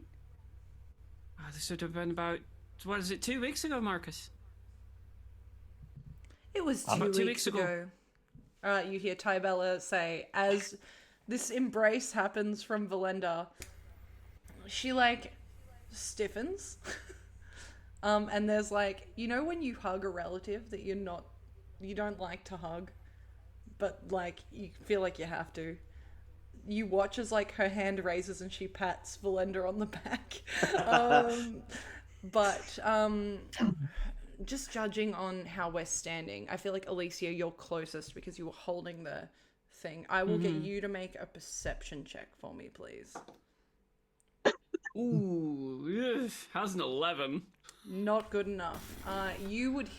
Velendar, in your ear, Tybella says, I would prefer if we had this reunion without everyone watching. He'll recollect himself and pull away. Turn on Amber. Given the Shadowbinders were erased from existence, how are you aware of them?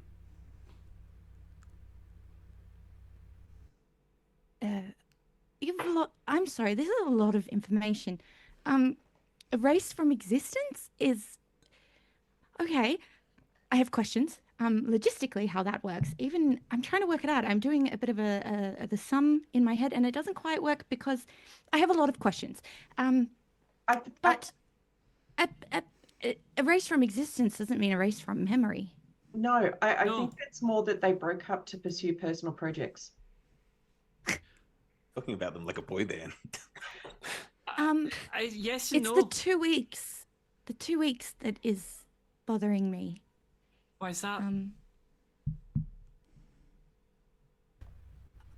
Oh, Mackie. Marcus, we need to talk. Can we just all take a moment? A couple of very quick things to talk about.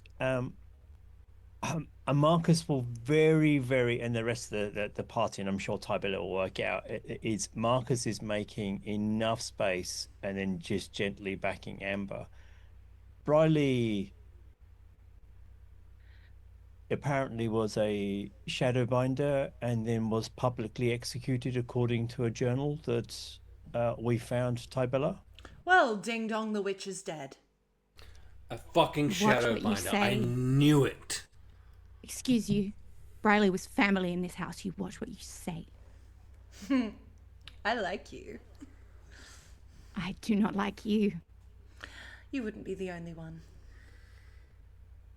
Marcus, who are these people? It's I'm going to say complicated an awful lot of times, Amber. Let's just say if there is a lot of different emotional beats going on at the moment.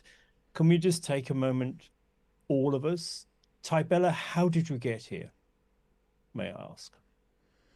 Well, I've picked up a trick or two. And are you okay? Last time we saw you were under control of someone else. I think I look okay.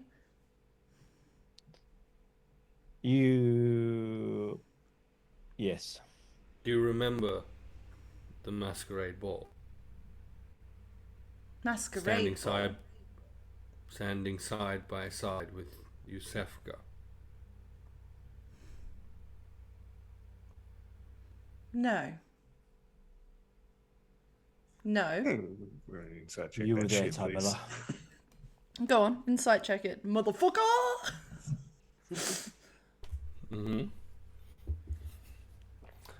This fucking bitch! I cannot read her! Ever!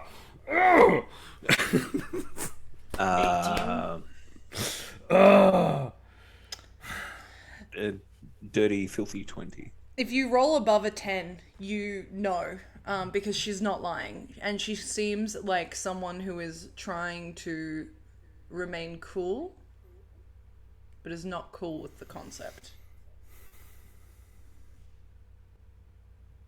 Tybella, you may not believe me or Velendar, but, and I will gesture to Scarlet, she's not lied to you before. Scarlet? So you were there with Yusefka and like you were both acting like really close to friends, and then Yusefka kind of like almost tried to trade you to us, and then you got stabbed, and then Yusefka came and took you. Great. The stabbing thing happened multiple times, so you'll have to be specific. Wait, I thought you didn't remember. Oh, I don't mean then. I mean over the course of the two weeks. So, it was with good intentions, but A good Velendar, intention stabbing, sure. because it had stuff to make you go unconscious, so he could get you away without you fighting. I was 'Cause trying you to wanted- paralyze you. Exactly. Oh, I guess I owe you one then. But Yusefka sort of bamfed out of nowhere and took you away before we could get your body out. Great. Well, another successful mission by this group of individuals. If it's any consolation, I died after that. So, you know. Oh, I don't well, think that now you makes know the what I've been situation- through. Don't think that makes the situation any better, Lady Bell. Actually. Anyway, this is not about me. Marcus, we're at your home. Why don't you show us around? I'd be delighted to. And also, I'd love to hear more about the downfall of this Briley Eldervale. Sounds intriguing. Why There's don't not we much just take... to Sorry, tell. Alicia. There's not much to tell, but I'm sure when Marcus finds us an appropriate place to sit down, maybe we can tell it. Marcus will take the group to a study for Amber. You know there are 2 secret passages in this place immediately. One by the side of the fireplace, and there's a trapdoor next to the big desk as well, just in case. Hakari and Velendar, there are a very couple. There's very small entrances. As soon as you move into this one, it can be sealed pretty easily, right? There are 2 entrances that can be sealed, and for Scarlet, there are plenty of weapons on the wall. Plenty of weapons on the wall, things that can be easily grabbed. And I'll let Alicia's mind roam to whatever she can do. But it's relatively close quarters. So basically it's about a 10 by 15 room, but it's comfy with chairs. Marcus opens the door, sweeps it in, and leads Amber into the room first. Delphine's doing whatever Delphine does. Delphine is wandering the grounds, looking for beautiful. exotic flowers. Yeah, beautiful. That's very much Delphine. And will gently escort his sister to close to the fireplace. And our exit, if we need it. Please take seats. Tybella, please sit. I'll do you Please. this kindness. And she Thank you. sits. And I'll let the group... So we'll be standing by the fireplace. The rest of you can array yourself wherever you feel appropriate. Bar cart in the room. Yep, absolutely. Next to that. Yeah, good. Yeah, absolutely. It's one of Velendar will those pour places. himself the largest glass of whiskey. Which, before you can take a sip, Tybella takes it from your hand and claims it as her own. Freely given. Pause a second. Amber, we just need to discuss a couple of events that happened over the last few weeks, and apologies. There's so much I want to talk to you, but we probably need to do this quickly just to get some confusion out of the way. Oh, and also in case my psychotic mother comes to claim one of our dolls. Back to the story. Tybella, what do you remember last? Well, to make it as succinct as possible, I remember staging my own death in an attempt to... Hopefully you all weren't stupid enough to just stick around that camp for ages. But the idea was, should the Shadowbinders and Yusefka come after me, they would find that I was hopefully dead. And stop looking. Traveling with you all was a burden on all of your lives. And for that reason I took off. However, she was one fucking step ahead. And so I was taken back to wherever she hides out. I couldn't tell you where. Her magic is quite fucking powerful, as you would all know. And then there are gaps in my knowledge. If I'm being quite honest, I don't remember much aside from the persistent questioning about what I knew of the gods. And what it was the Veil Keepers were attempting to do, and why. Mostly, I assume, so she could use that to her advantage. However,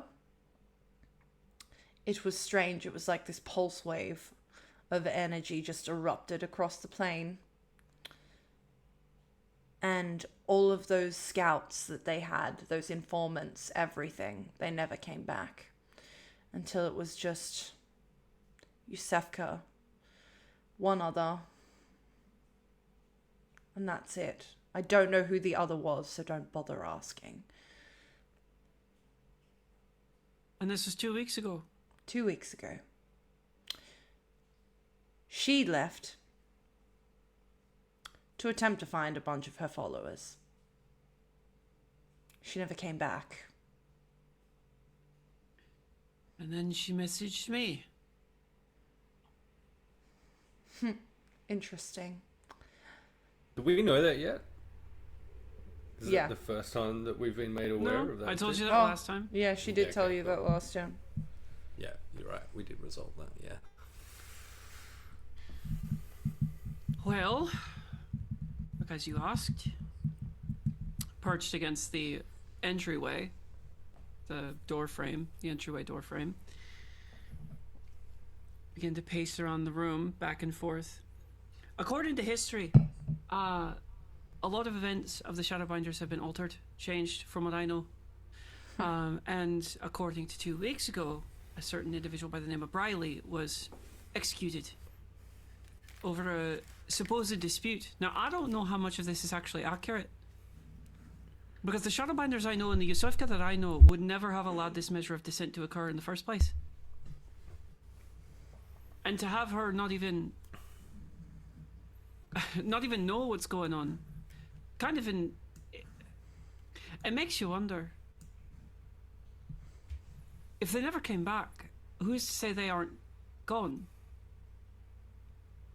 Like the whole thing was uprooted, plucked from our reality, as if a grain of sand on a beach and flicked out into the wind. All records stop there. There's nothing else. Just this Briley person dying, and then nothing. But she did note that she thought we were responsible. And I didn't know what she meant by that. But now that I think about it, the timeline of things, perhaps something to do with them and their deaths. Because that's the only thing that happened around us around that time. Say Other their than that- deaths. Aye? Whose deaths? How many people died? Everyone but myself and Velendar. Turn and look at Marcus. Marcus takes Amber's hands. It was between breaths. I was able to bring him back. I also had it taken care of, for the record. The threat of this entire organization is very real, but the fact that they're gone is a weight off of my shoulders, and I'm assuming the rest of yours as well. But the fact remains is that Yosefka is still here. The organization may be gone, but she remains. Why she isn't also gone, I can only venture, has to do with the fact that she has been elevated beyond that of what the gods can manipulate. She has the book. She does. And to enter into your other point, when I spoke with the goddess before I came back, she mentioned that Briley was a sacrifice to return us to life. I'm sorry, Briley died for all of you to come back. It certainly would seem that way. So the cost of 4 souls was 1. Hardly seems fair. What else was given up? I guess the binders themselves, aye? Can't answer that question, but it certainly would seem that. Does that mean... Oh my god. And just white sheet, just color drained from her face, and silence.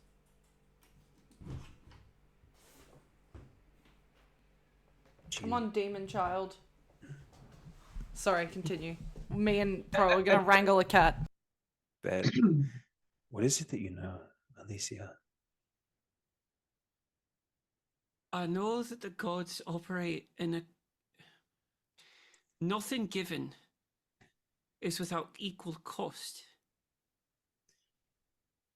So all of their souls. And I don't know. It doesn't track. If everyone from that organization died to get you back, the 4 of you, where's the equivalency? That doesn't make any sense. I don't know if everyone died as opposed to they just are no longer part of the organization, though. It's not too far-fetched to think, Scarlet, if they never came back and she had to go looking for them, she can talk to me directly.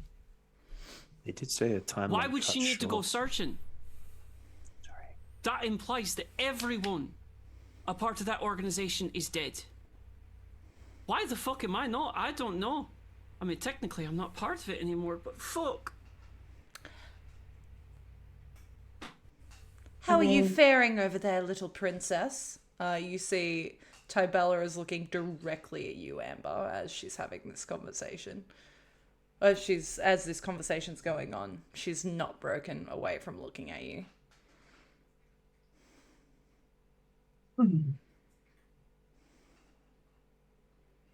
Just another day, isn't it? What do you know of Briley? I know I went to a vigil for her because she's dead. You missed that, by the way, Marcus. We couldn't find you. And I thought maybe you would...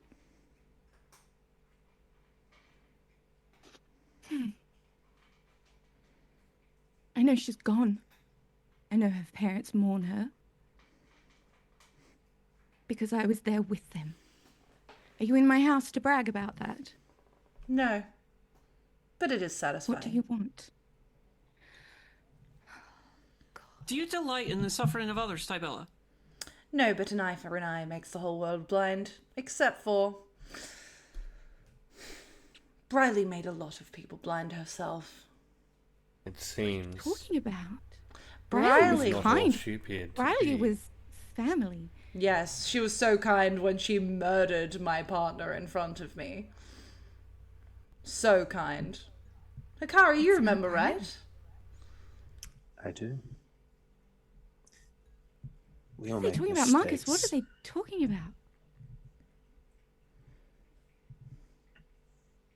Say something. There is so many lies in this room. I don't know where to start. I have told none, Marcus, since You being have here. seen many faces, Tybella, and you have many faces. As have do given you, me- sweet bard.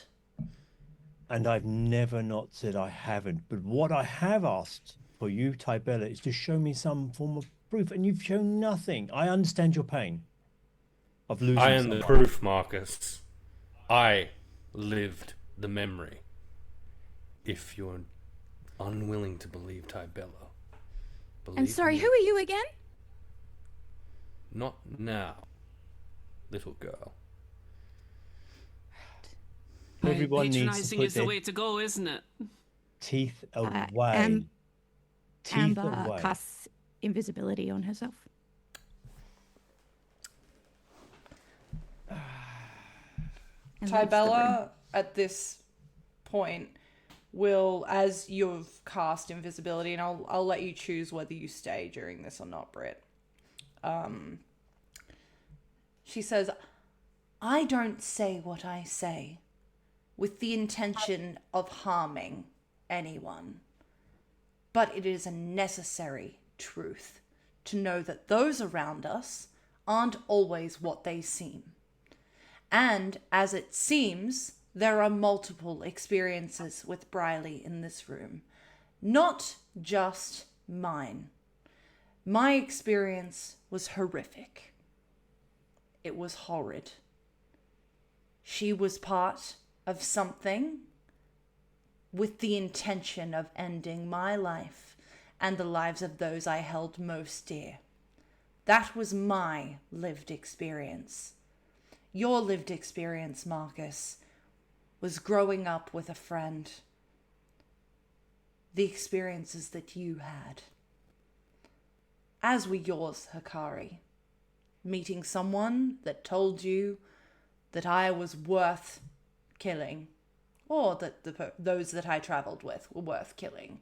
3 very different experiences. That does not negate the fact that she did some terrible things.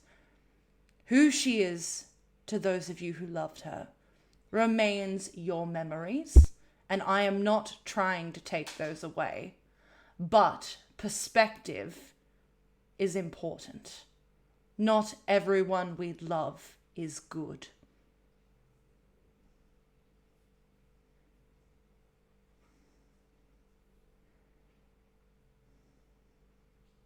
Aye.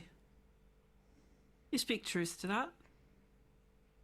But good people do bad things, and bad people can do good things. It's a little bit more complicated than that, so the next time you decide to speak, maybe drop the fucking venom from it, and be respectful to those around you. Objectivity is fine, but your words are cruel. You make a good point. And I'm gonna listen for the footsteps of Amber.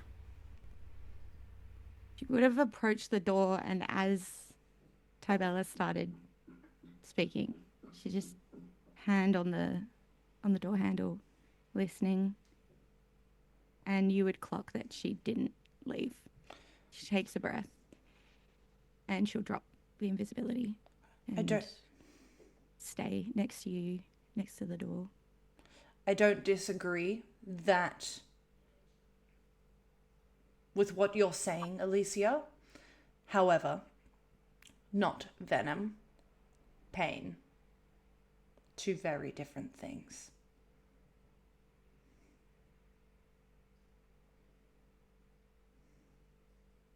We have a lot to sort out, clearly. So why don't we dispense with all of the emotion? And from here on out, we discuss this as objectively as we can to try and figure out what exactly the fuck happened and what our next play is. Now, I already have a general idea of the next thing that we can do. But we need to know all the pieces here. So let's figure out the unknowns. And just to confirm really quickly, because I think Redhead and I are probably in a similar boat, and she's referring to you, Amber. You all died. No. Not all. Thank Velendar you. and I Someone did else not. is caught off guard by this, not just me. I spoke to a goddess that said you died, Tybella. Interesting. I have died before. You were there. I know, but it seemed to, and perhaps I am misinterpreting the divine here, but it seemed to indicate that perhaps you fell recently outside of the time that we brought you back, or Marcus brought you back. Do you not have any memory of that? Marcus brought you back.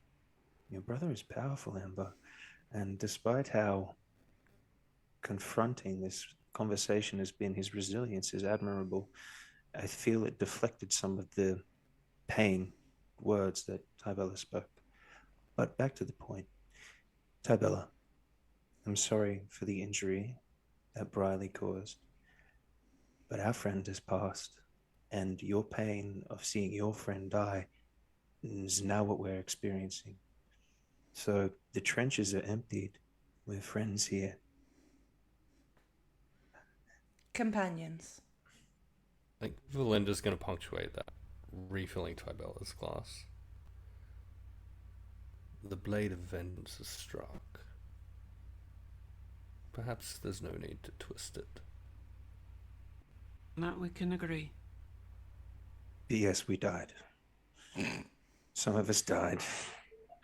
The situation as it is, the Cord's Edge attacked us. We sought refuge there. Per this one, pointing to you, Velendar. And by no small amount of my inaction, because I thought I could prevent it, unfortunately, it cost everyone but myself and Velendar's life. I was able to help assist in bringing back Marcus, which, and put a pin in this, may have brought Amaryllis back. I don't know exactly what the parameters are, but I'm grateful because she helped and she's continuing to help. The rest joined after we had made our way here to Malohia, upon which we've discovered everything that we've laid out so far about the Shadowbinders themselves. Also, thank you for the raid. Hey, thanks for the raid, All Things Fantasy. Release the verbs. Hope you're having a good. Night. Thanks for stopping by. If you need to raid and run, please take care of yourselves. Hydrate. Do all the things. Have a little cuddle with your friends. You might need it if you stick around. Now, perhaps the best way to go about this, because we all have many gaps that need to be filled. One at a time. We need to piece this whole mess together. Questions around anything about anything I've said so far? I think you nailed it. I have a question, Alicia. If we're talking about secrets and unknown, the mines of Kaivala, about them, in yeah. which the Cord's Edge was so deeply curious. Aye. You mentioned they're infused with magical power. That's why I left for the What did library you this mean? morning. I've known for a time that the Shadowbinders a long time ago were looking into that specific region because there was dormant, seemingly divine energy trapped within the mountain. According to what I've discovered today, it is indeed the case. Whatever happened 600 some odd years ago, whatever occurred, latent energy seems to have existed and lain dormant there. In the fracture, some bit of it took root in the mountain. And that's actually where I think we best go next, but that's a later issue. I have information more about that we can discuss later, but that's not the most pressing thing right now.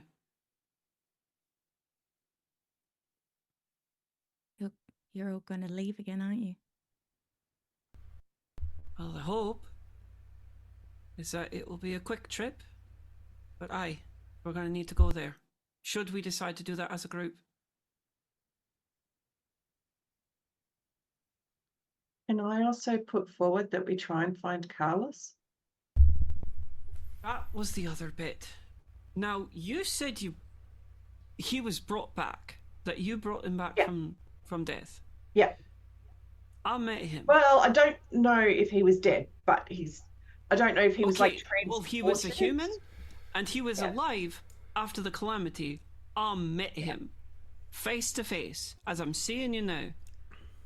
He was there. But I don't know if he was just time jumped or... I hate to interrupt, but I don't. I would like to circle back very quickly to Amaryllis being back. Yes. So you're telling me... I take the glass from Tybella and I take a swig. She lets you. She lets you. She doesn't care. I think Velendar will grab a new glass and pour it for you and hold it out there as well for Amber. One of the two original gods has returned to Demada, is what you're saying right now. Yes. I prayed to her. And she communed with him. Fuck. According to Marcus. And shortly after, she communed with me. Now, I worshipped her before the calamity. She was my goddess. Great. But before he dispense with the preconceived notion of who she was and what she was about, she doesn't want the end. She doesn't. Something has changed. Maybe it was the error of she recognized the error of her ways. I don't know. But she is back. Now, whether that be by some stroke of my own machination that I do not understand, I don't know. But in a similar connection that we have seen before with Lolth coming into the play, being brought about from one individual's belief, it's not too far-fetched to think that someone might be able to bring the old ones back by the same virtue. I don't know. I'm shooting in the dark. This is all a big, dark cloud. None of it makes sense with what I used to know or what I know now. I read about Lolth. And what did you read? She's not great news. No, she's not. Likes to take souls. We're not making deals with Lolth, are we? That's not how you all came back, right? No, but this one's mother has a bit of a thing to do with that. I was desperate. They were all dead. I tried to facilitate an arrangement. So wait, let me just work this through. Oh. Your mother serves Lolth, but you don't. And then you reached out to her to try and bring this lot back. That's it in a nutshell, yes. Gonna slowly approach you. That was really stupid. And she's gonna give you a hug if you'll let her. Thank you. It'll be like mostly tense to begin with, but yeah, he'll accept that. Good to see someone's got your back, Mackie. Are we just going to gloss over the fact that doesn't matter? Sorry, you too, Alicia. Sorry, this has been a lot. Would you like a hug too? And I approach Alicia and give her a hug. No. No, see, now we made it weird. God, this is why I don't have friends, Marcus. This is hard. Sorry, it's all lovely to meet you all. Tybella looks straight over at Velendar at this point and says, "You stupid fuck." They were all dead, Tybella. I was broken and desperate and willing to offer anything. You, broken and desperate. What a game changer. This doesn't I help. give my glass to Velendar. We have all made mistakes. Have a drink. I started the organization that has created this entire fucking circumstance. Delphine is supposedly partially responsible for their even corruption. And, You look out a window that doesn't exist and see Delphine frolicking off in the garden. Picking flowers. Oh yes, we learned while we were in the Feywild, Delphine was responsible for essentially triggering its entire destruction. Wait, you're in Feywild? Wait, it's Sorry, so many questions. So, excuse us if... Listen, of anything here, I think Volendar's choice in trying to resurrect his friends is the most fucking admirable thing that has been done so far. Of all the mistakes that have been made. Absolutely correct. Credit to where credit due. Also, you're a fucking daft idiot. Agreed. To commune with Lolth is the dumbest thing you could have done. Now, do I blame you? Absolutely not. But that's beside the point, because in the now, we now have your mother coming after some of us, or one of us, or potentially many of us, because we have not paid a debt. Because apparently the Shadowbinders wasn't enough. And that's on me, but... Why is And that I'm on not you? blaming you, because we can solve it as a group. Go ahead. You don't need to get involved. I have questions. No, I have an you idea. don't get to say that shit. I Your do problems too, are and our I sit down problems next now. to Tybella. I also have questions. Okay, here's what I would like to know. What I have learned so far is that all of you, 2 weeks ago, except for Velendar and Alicia and Amber, all died. You Aye. went to the Feywild, came back to life, whatever. Great. Buggy, get down. What is this? Foreboding shadows. So, in that time where your brother was dead, Amber, what was your understanding? Yes, Marcus, I think we're not going to talk about this, by the way. I don't know how to explain it, but I knew something was wrong. I knew something terrible. I could feel it through the trinket, Marcus. I knew something. I just couldn't figure out what it was. And Harrison and I, we sent out scouts. We sent people looking for you. I couldn't find you. It's been 2 weeks. I don't think I've slept or eaten, but I thought you were dead. So I came back here and we sent people looking for you, and then news came that Briley was gone, and I thought maybe you'd found her. Thought maybe you were gone with her. Thought you'd left me behind again. And now here you are. And you died. You died.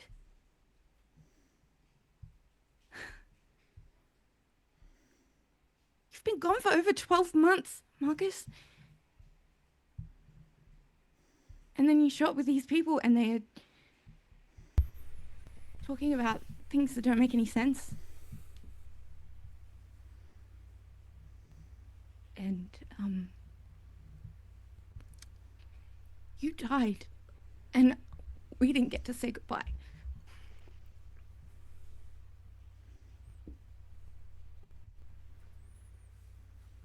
Amber.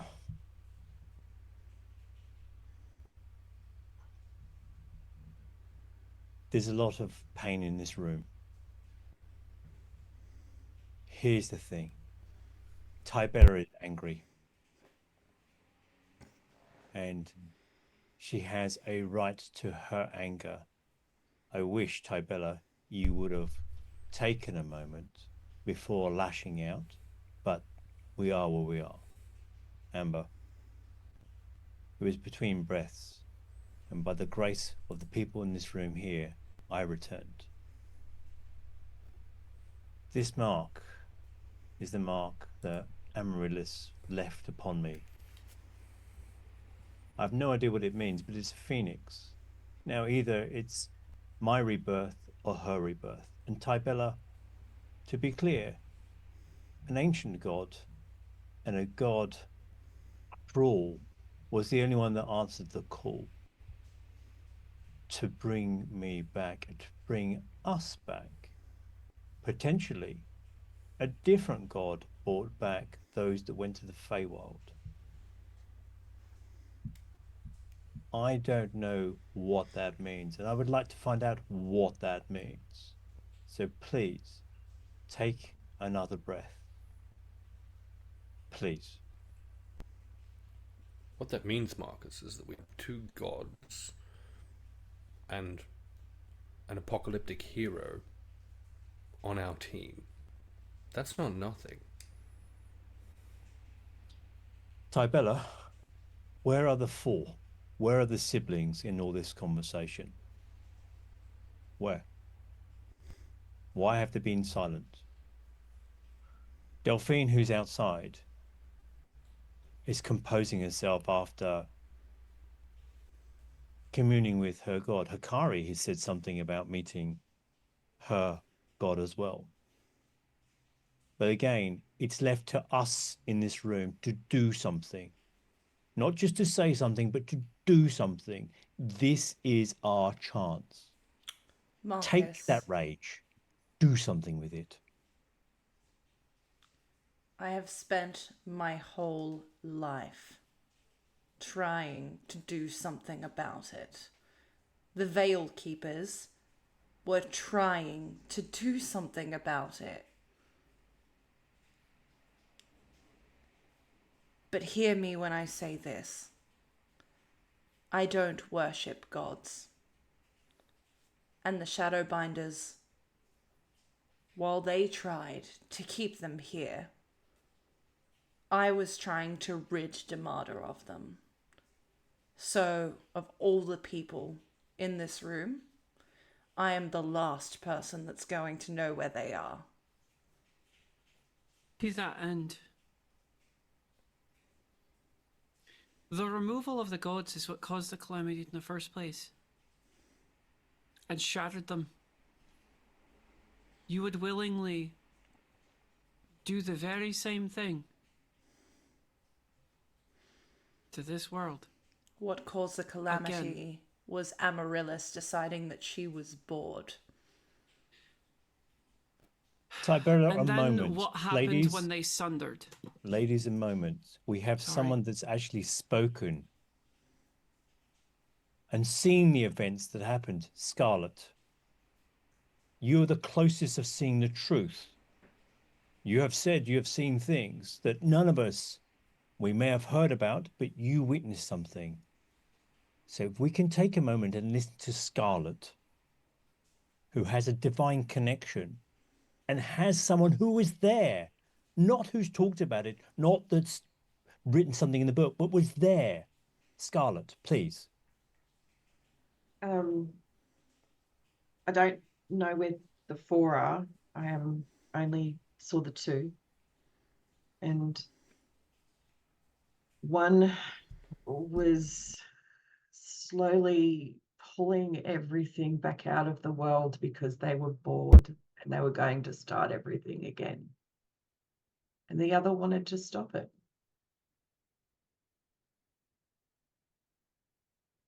But it wasn't because the first one felt destructive or malice. It was just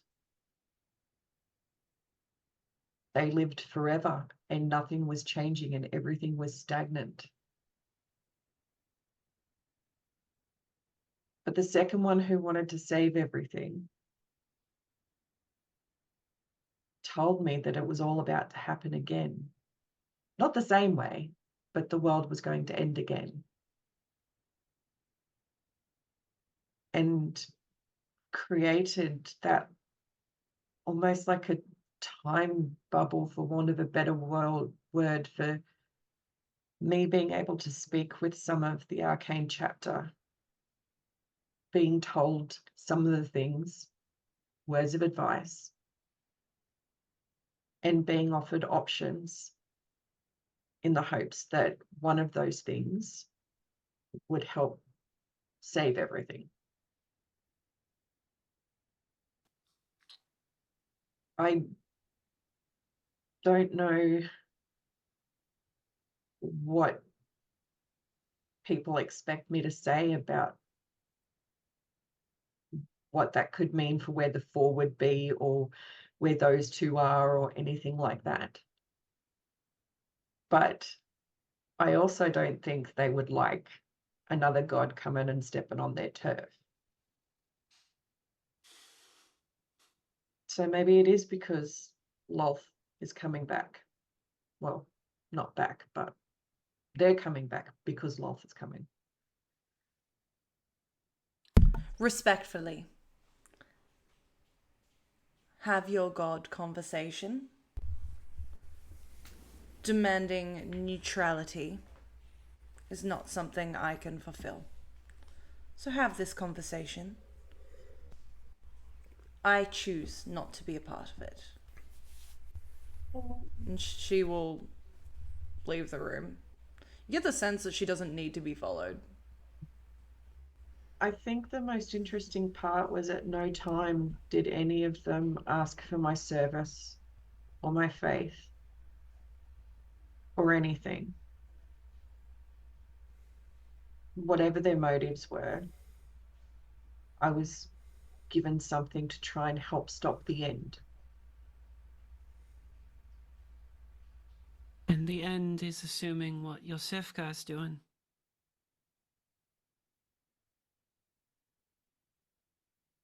For me, ladies, every time Tybella walks out, she always leaves us. She never finishes it. And No. walking out is why we fail. Tybella, if you can hear this, come back. It's not about gods, it's about us. And Marcus has got his voice raised in that one. This is the problem. People storm out. It is us here now that can do something. I'm not a hero. You may be. I don't think any of us are heroes. I think we're just a bunch of fuck-ups trying to do our best. In that case, let's do something rather than just walk out of doors. Tybella had all the power in the world. They had the rings, which I'm still looking for. They've stolen Hakari's ring. Hakari, you know, you were in the arcane tower. That's where my monastery is. And I've been waiting for the opportune time to mention that my father has responded to my letter and says that Carlos had dropped by. So he potentially could be a contact, and I feel may share some kind of disdain for the gods if you are so inclined to speak with him, Tavella. But right now, I feel we're stumbling through inaction, and we may need to cool down for a second and plan, because the imbalance right now is coursing through my veins and I'm tired. Can I just make a very quick, and it might not be the smartest suggestion. We all know I'm not the smartest person in the room. If we're looking for information about Thalassa, we know someone who worships her that's here that has a vineyard. That is a good point.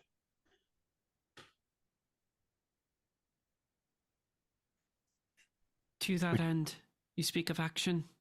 You speak of a plan. Now open my bag and dump all of the information that I got from the library. That's our plan. That looks like a pile of paper. What is that? I'm sorry, I know what it is. I You're fucking in a love library. Hakari. I'm trying to lighten the mood. It looks good. It's No, I paper. hear you. Hikari. It's paper. It is paper. Good. We have a rare opportunity. The entire organization is gone. It is shattered. It is no longer available. It no longer exists. Correct? Given the case, we know about one particular thing that they were gunning for, and it is no longer occupied by their forces. The Kaivalan mines are our best bet at any advantage that we can get against Yosefka, against your fuck-off mother, against anybody that would stand in our way. Now, my goals in all of this is to have that book destroyed. I've told you that since day one. I don't care about the old gods. I don't care about the new ones. I just don't want this shit to go through what I went through. Because, Marcus, you mentioned, Scarlet was the only one that was there to witness it. I fucking lived it, if you remember that. I don't want this shit to happen again. And the way that we do that is by exploiting every advantage that we have. This is our best play. these stones, your ring, there's something to it. If we can harness a fracture, a fragment of the power that is left in them, maybe that gives us the advantage that we need. Or gives us the ability to bind that which we seek to. Both the Cord's Edge and the Shadowbinders did have their sights set on those mines. Exactly my point. It makes sense. I don't think we're the only group that's going to realize their absence means making a dart for the mines is a good idea. The Court's Edge is fractured too. They're dealing with the ramifications of what happened not 2 weeks ago as well. When I was The sent to chances of running into them. investigate mines, that particular section is on hard lockdown. Knowledge of where and what they are is likely to be thin.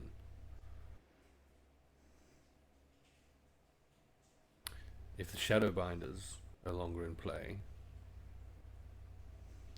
we may have to deal with the Cord's Edge, which, not for nothing, I'll point out, perhaps would have been easier if we were able to successfully take out their leadership, but round two. Velendar, can you make a history check for me, please? Mm-hmm. Yeah, I feel like I'm real good at that. You're super rested. What are you on about? That's an 18 on the roll, so let's go. 23? You recall the figure that threatened you in the mines and told you not to come back was wearing an emerald green cloak. Correct. You can successfully deduce that the reason that was all on hard lockdown was because the Shadowbinders were hard locking it down. With the Shadowbinders not existing, who's to say it's still in lockdown? Correct. The Cord's Edge, once they've recovered from their cage having been mildly rattled, are very likely to make a play for the mines. We could get there before they do. Alicia, it's a good plan. But if we do it, and if we find ourselves in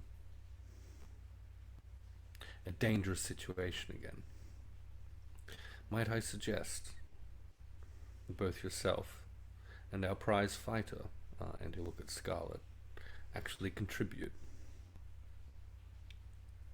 Scarlet tried Should to we save find me, ourselves- Velendar. She did everything Should we she find could. ourselves in need of having to spill blood? Oh, if there is another round, believe you me, I will spare no quarter. Is that where you died?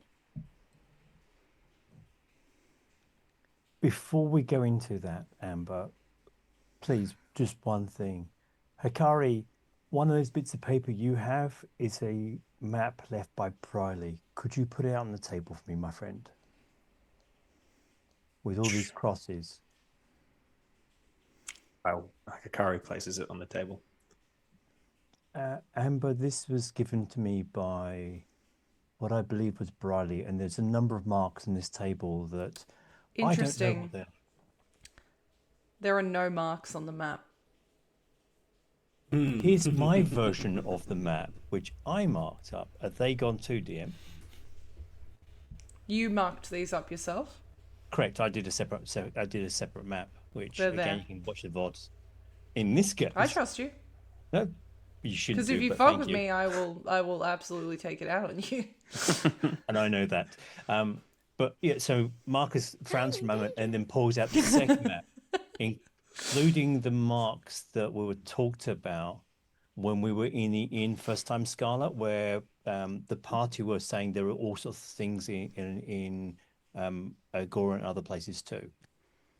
So Marcus has got all these things mapped. So he spreads it on the table and then shows it and says, "Amber, you know more about many things than I do.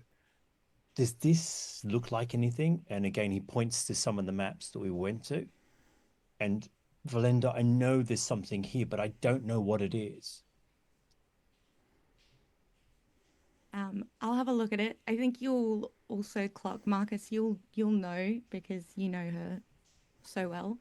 But at the kind of continued diversion from questions, that mask that she wears so well that is usually gone when she's with you.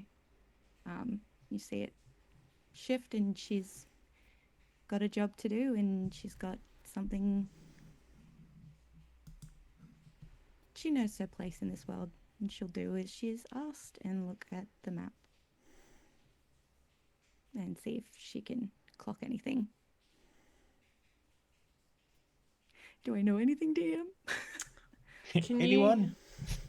Can you make a history check for me, please?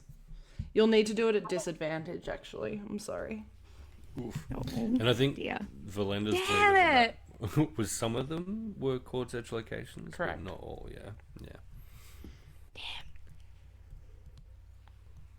A guidance to my sister.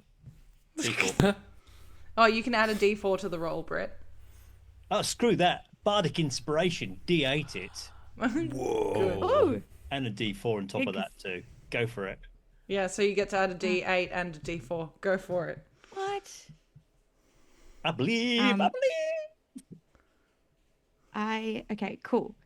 What did I roll? 8, 9, 13. Sorry.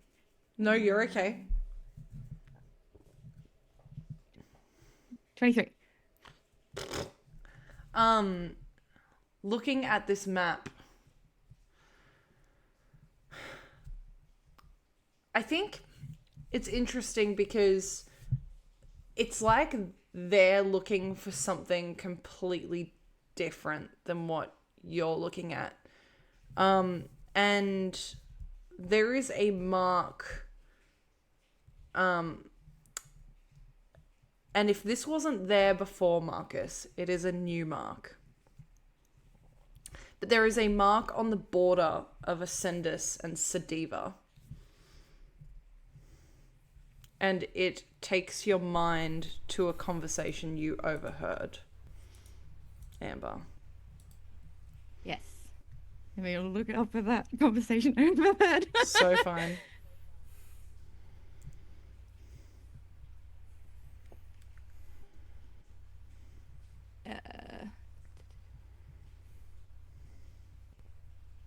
I believe it's the last dot point from memory.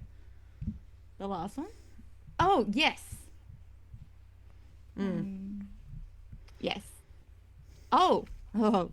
Okay. So she will, so composed, and fake, point to this mark on the map. I overheard a conversation about this. The parents were discussing with some of their trade partners some strange things happening in Sediva. Right here on the border. The earth is starting to die and no one knows why. Like the soil isn't giving way to new growth. No, sounds like not. Things are dying and not coming back. Not too dissimilar from what was beneath Delphine. Everyone at the table. Amber, you can keep your 23. Everyone else make a history check for me, please. Intelligence skills go so well for Scarlet. I believe in you. I believe in you. Natural 20 time. So, It's a hot 12.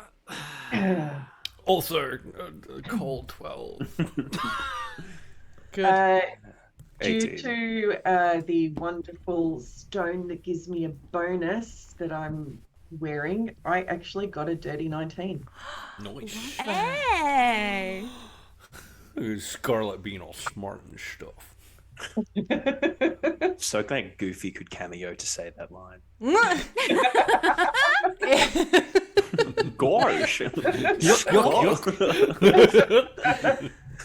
If you rolled over a 15, which Amber, this includes you, because you did. You would all recall that Ascendus, way back when you were all traveling, or those of you that were traveling to Maluhia the first time for the Thornberry wine, one of the strange things that was starting to happen in Ascendus was magic was disappearing from the earth, almost drawn out of the land itself. The soil beginning to die, not the same way that it was beneath Delphine's feet, but almost like something was draining the land. For you, Amber, specifically, having not gone on that trip, and Alicia, you having not gone on that trip, these are things that Damata was talking about, that Ascendus was not doing well. No one knew why. And shit, yeah. Yeah, people were fleeing. Like, not mass exodus or anything, but like, people were leaving because it was a scary place to be. It was almost like the god that serves that region was no longer putting their energy into it. I think This sounds familiar.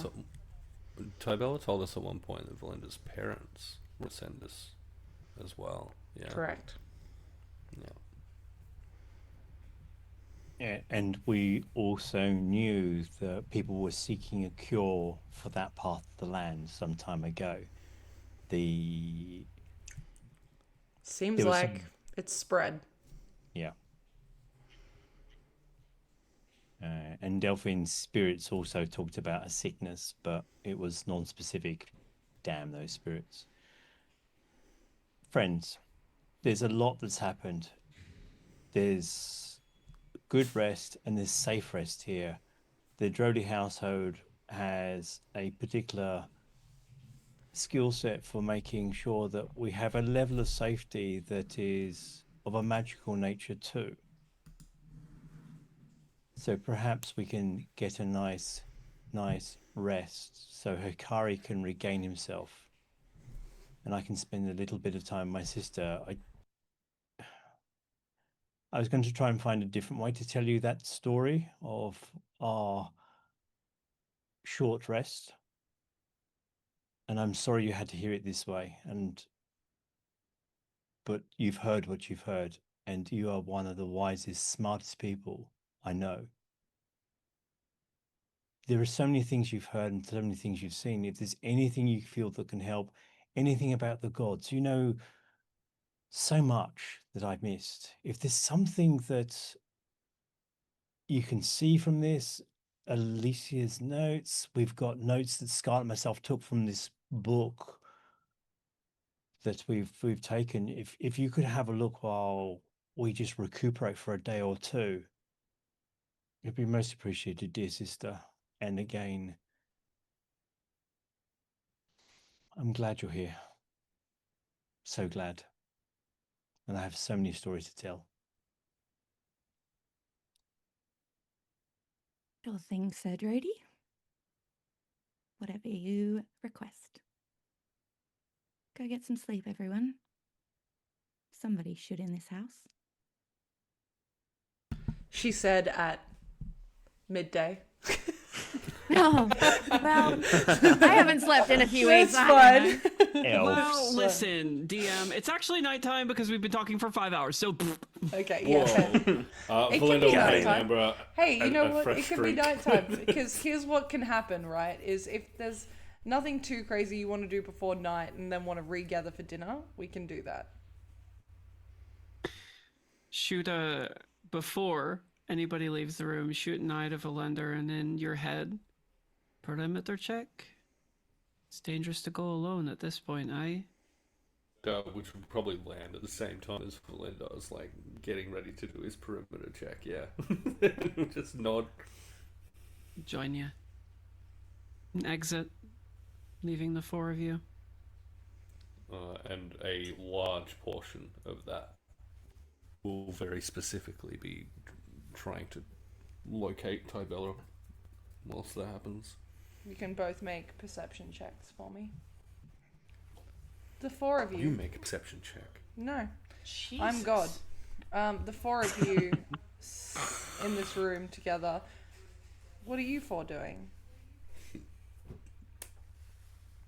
What I've been asked to do, and looking over papers. Marcus has seen the mask reappear over his sister and is just waiting for a little while. He looks at Scarlet and looks at Hakari.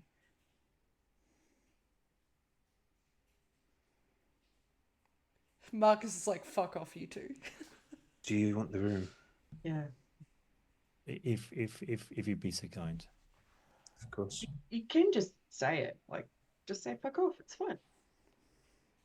You're still a new sister-in-law, Scarlet. I'm still trying to find my feet with you, Lady Bill.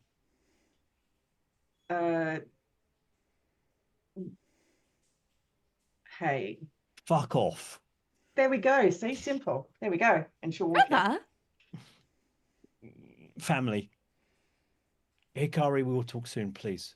That's okay. But before he leaves, if I may, Marcus, and I'll just walk up and attempt to give you a big hug. Yeah. Absolutely reciprocate it. It's like a little bit longer than the embrace, and then like caught breath. Talk soon. Squeezes your arm. And God, you work out a lot. Sleeper build. They call it a sleeper build. And carefully, to left, to right, cross over the courtyard. Any of those 3 rooms are yours if you want them. Or go and find Delphine. I don't know what she's doing. Scarlet, shall we? first room on the left has the best views in the morning of the sunrise, if that's something that you enjoy. That sounds nice. Marcus, Amber, is there a window in this room that you're currently in? This is one of Starfell's one, so not it's designed to be defensive as Okay. part of it. That's why we're brought into it. No, you're fine. Just curious. Uh, As Scarlet and Hakari leave the room, Marcus, Amber, you have this room to yourselves. Marcus drops to both his knees and tries to grab Amber's hands.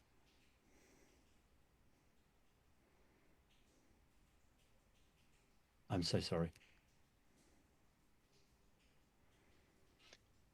If Fine, Marcus. you don't need to do it, you don't need to do that. I know my place. You don't. It's fine. You have no place. This mask you carry is so incredible, but so tiring. Please don't do it. It's not a place. I'm asking, I'm begging for your help. You have always been better.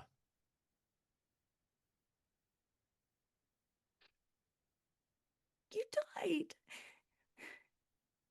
How dare you do that? I'm so cross with you. I tried not to. You should have tried harder. I agree.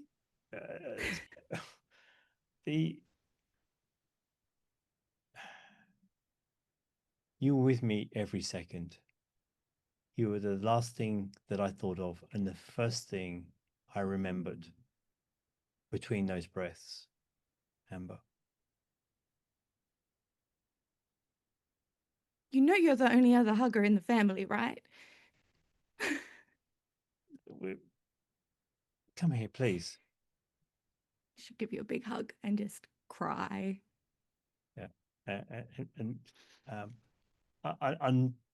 and Marcus tries to breathe through it. The pattern on the back of his hand, this curious phoenix on the back of his hand. It just, for a moment, it almost looks like a raised kind of birthmark, but it just seems to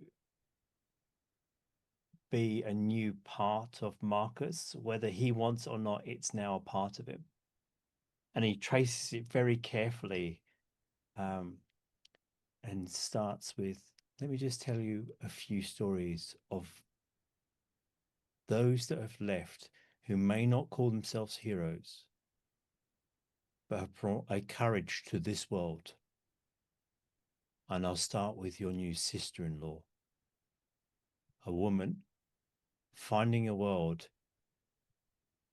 with a divine link. And Marcus will go off to tell a number of stories about each of his friends and highlighting how heroic they were and have been throughout this. Velendar will get quite a lot of sass, to be clear, in the storytelling part as we go through, but it will go through and we'll talk for as long as we can, DM. I think for the first time in 15 months since you've been gone, but especially the past 2 weeks, she is sitting and listening for as long as you'll talk and tell stories. And then she will slowly, I think, fall asleep on the floor as she listens to you tell tales, and she finally sleeps. She'll just end up on the floor over all the papers and stuff curled up in a little ball and fall asleep there listening to you. Marcus will continue talking, even though he knows you're asleep. Make sure you're comfortable, but just that it's almost like one of those talking books where he just the sound of his voice. And as Amber falls asleep, she realizes that part of it is to comfort him as much as to comfort her by just telling these stories over and over of Hakari's bravery, Alicia's sacrifice, Velendar's confusion. And the one story that it gets through is Marcus says, is a part of the story, that Velendar could have been Marcus, Marcus could have been Velendar. They are reflections in different mirrors. Marcus got love, and Velendar has gone through a family full of fear and anger, but he's better than he seems. Again, a different reflection in a different mirror. Different reflection in a different mirror. We could have been the same. I have you, I have our family. Velendar doesn't have that, and Tibella was the closest thing he had to family.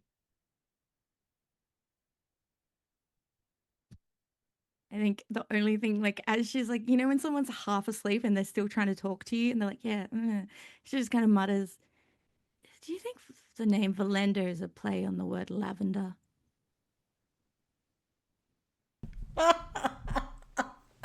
And then that's probably the last thing she says before she like fully just falls asleep on the floor. Nice. As Marcus continues telling all of these stories, whether it for you or for himself, kind of words drift off. Hakari, Scarlet, what are you two doing?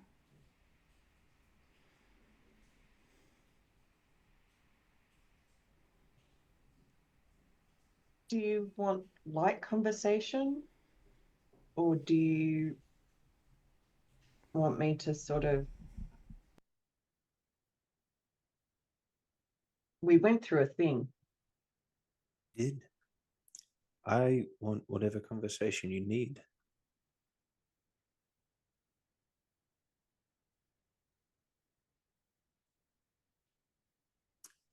I've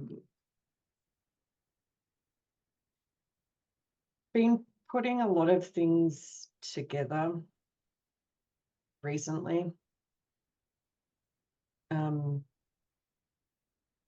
And like those people that come out of me when I rage, and one of them turning into Marisol.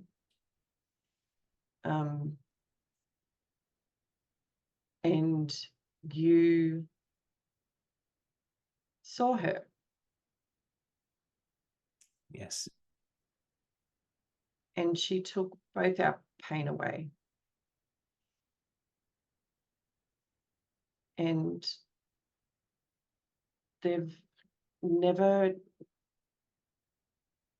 really been able to interact with someone like that before.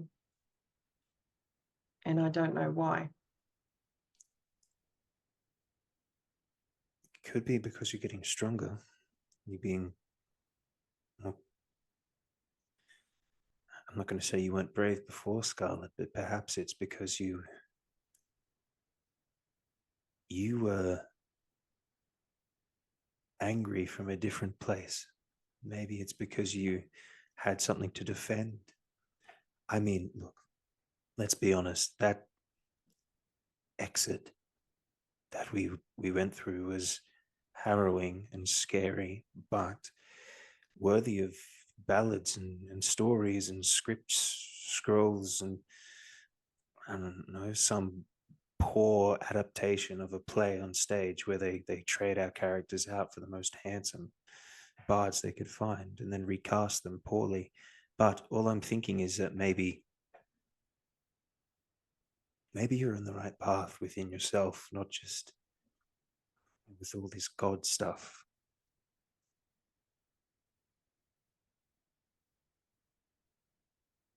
You know, I'm fully expecting to die again. Not all of us are going to make it through this. Did you speak to Delphine's god, Thalessa? Did you speak to her? I had a voice in my head when I came back saying that basically you were okay and you would be sent back to us, but nothing else. She said we were important. And listening to Alicia state, the weight of a soul or the value of one, it's give and take. So if we are what is replaced due to the fact that an entire organization is just wiped out of existence, then perhaps our souls weigh quite a bit.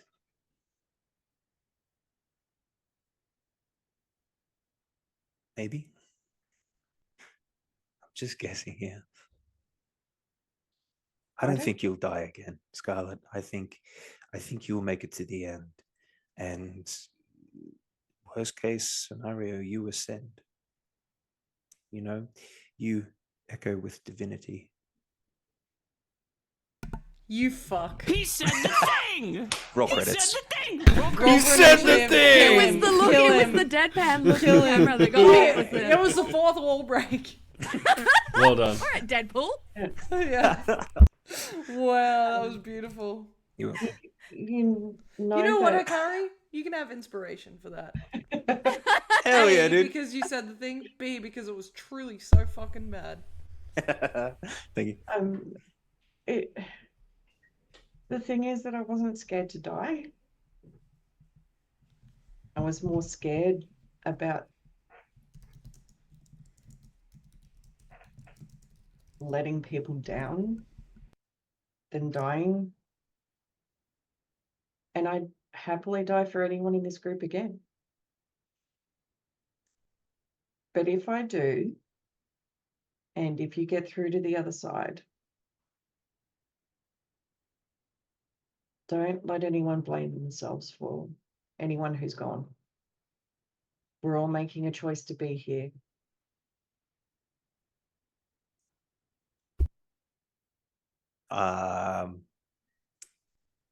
While we're walking, like Hakari will just sort of like extend his hand to hold yours for a second, like side by side if we are walking like that.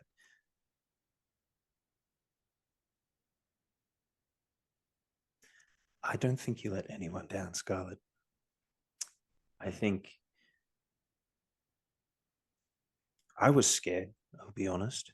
I put a brave face on because that's what discipline is, but it felt awful. It was an unfinished tale. And then wings came out, we flew, and then we found ourselves on the other side, and I wasn't scared. After I knew that I wasn't alone, it was fine. And I will make sure that you and I can tell Velendar it wasn't his fault when he nearly gets us killed again. That's my prediction. Good. I don't know what it means, but I think in that moment we died. It was almost like part of our souls touched, sharing that moment. And I don't know, like, maybe it's a case of I would happily die for anyone in the group, but with you there, I'd try and live.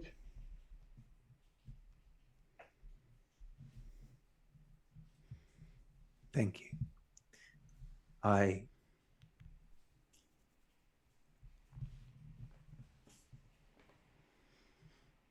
think he'll just lean in and like give you a hug. I don't think he has any words to respond to that aside from just that brief affection. And she'll just lean in as well. As the two of you embrace,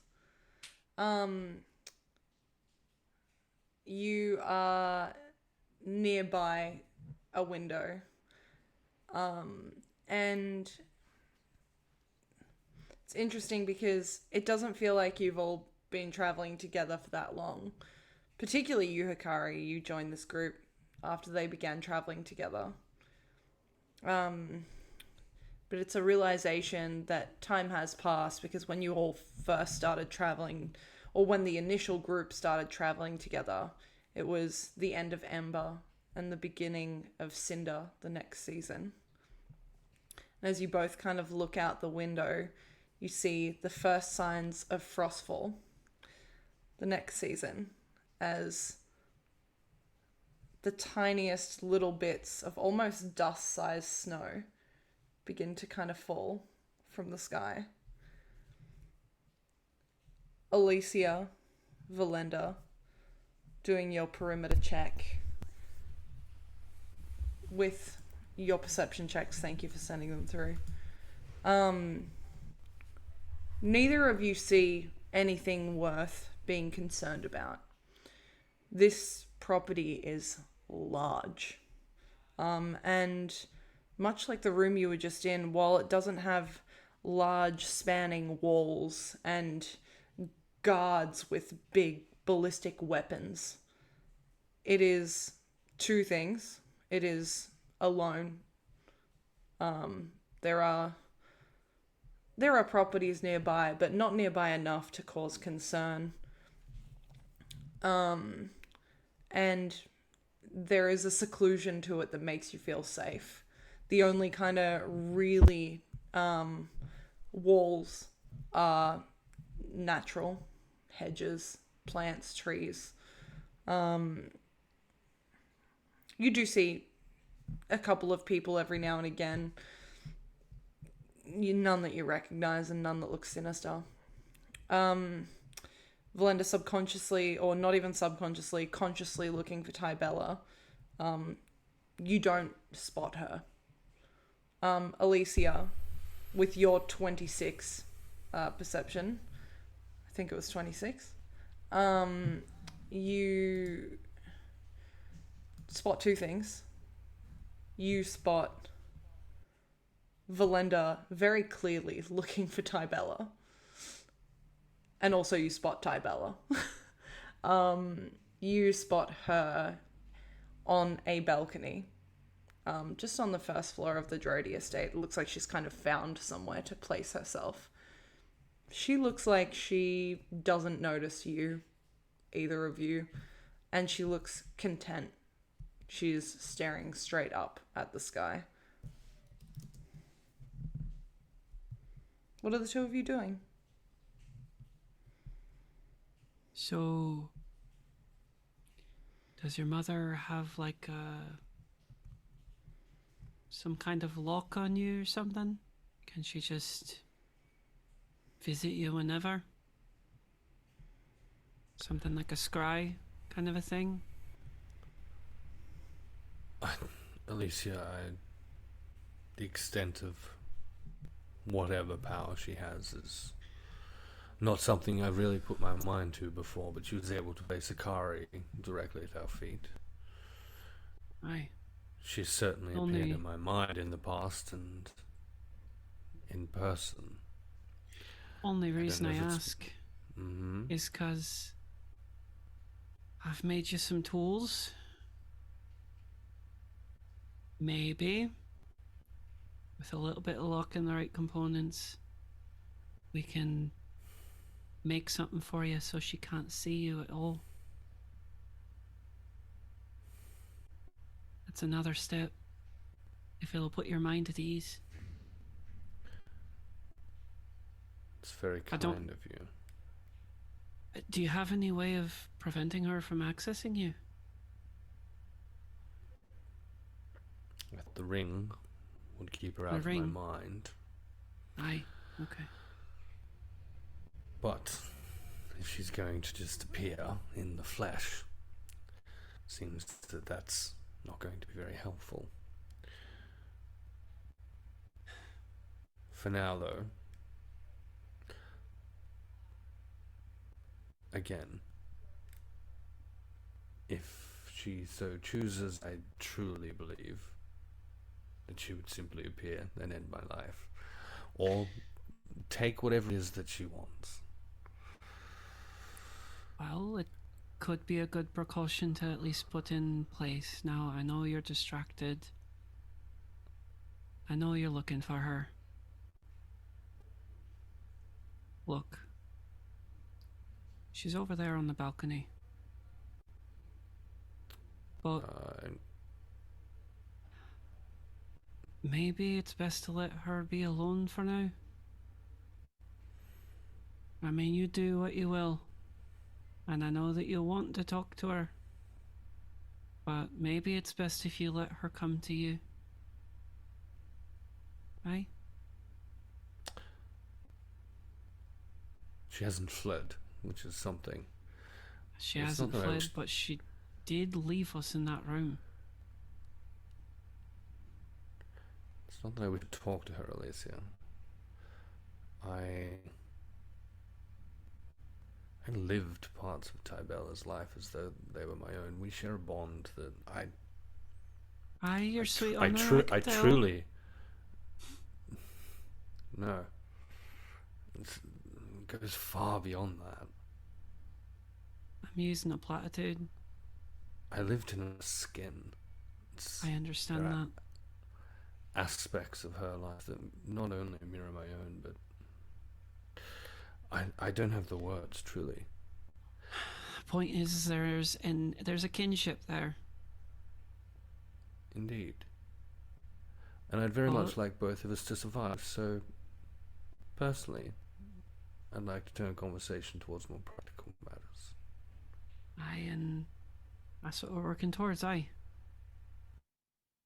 But the more immediate concern is your mother. So, amongst the mines, maybe we find an answer to that too. If there is power there, she'll seek it. And if she does not seek it, then perhaps, as you say, we can take advantage of it. I do have to wonder how many also have their memories left of what once was. Or if maybe we're some sort of exception to it all.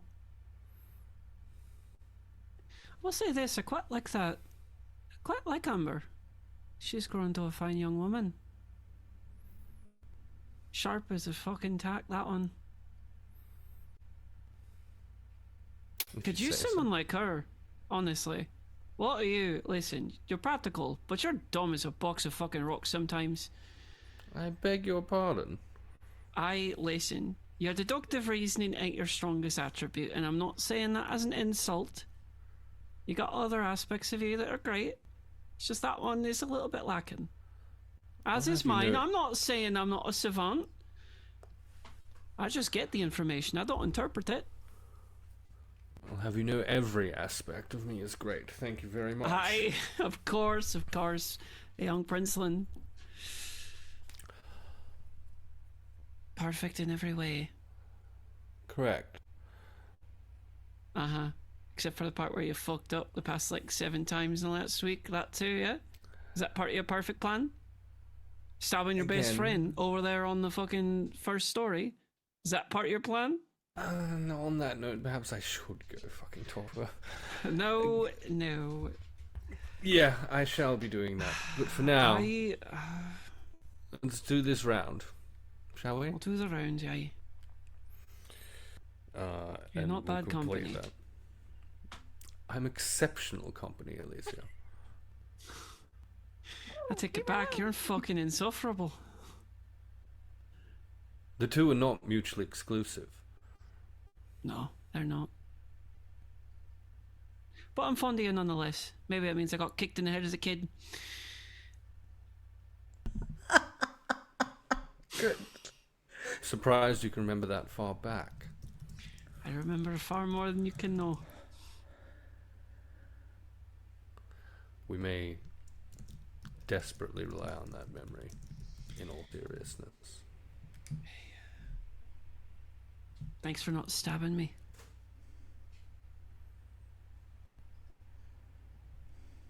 You're welcome.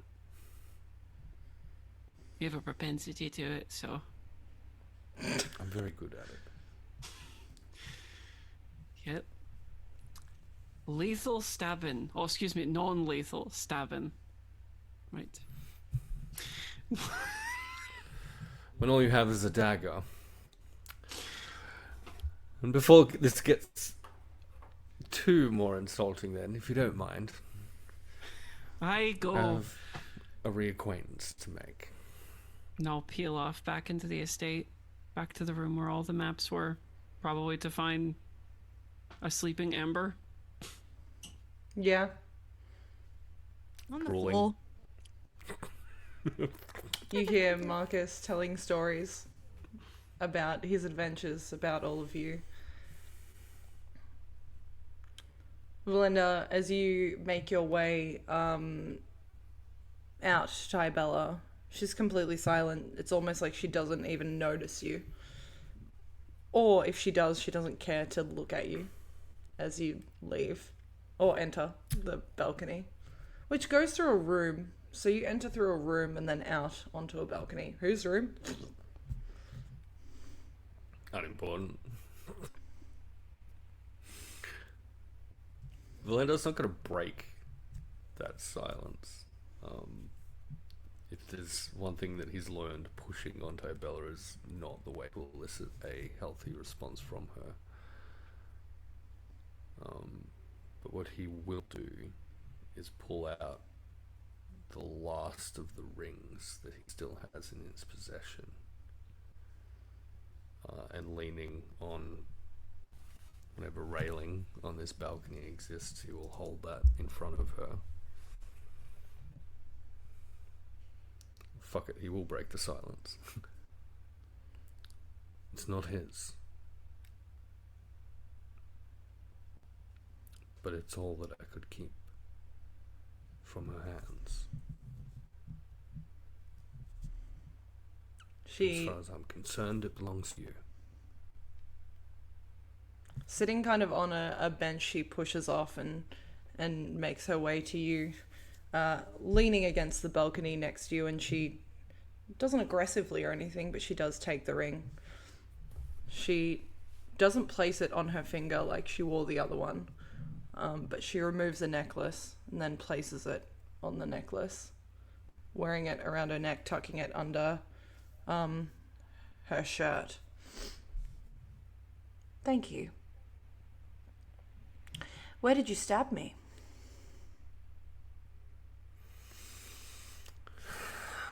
It was a shallow cut.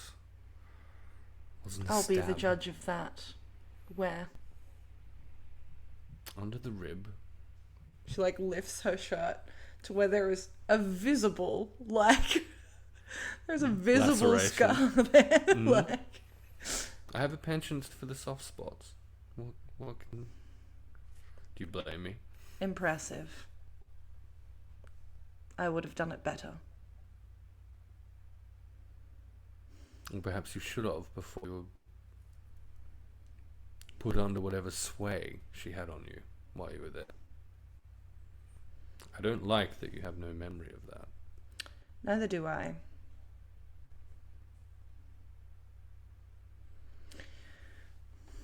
Tricks of the mind are not something I'm fond of.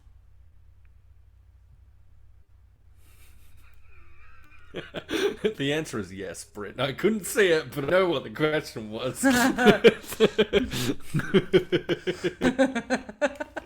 Good. Where's your sign? Tricks of the mind are not something I'm fond with. Yeah, good. The ability to change, modify, or erase memories, particularly when I have no control over who I am, is not exactly something I enjoy the concept of.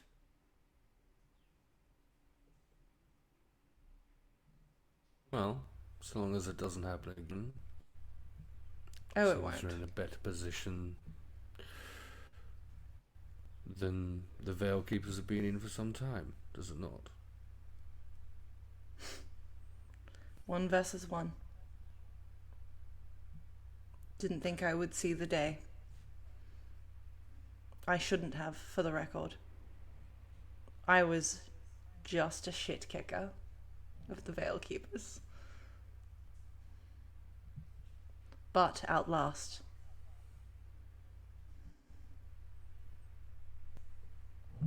Well, I'll point out, unlikely as it is that you'll hear this,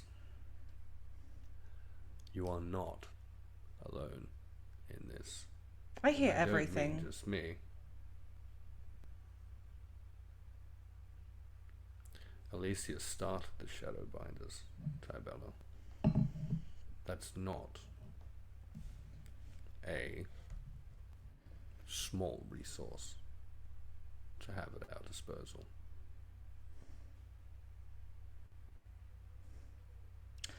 Not only that, Yusefka contacted her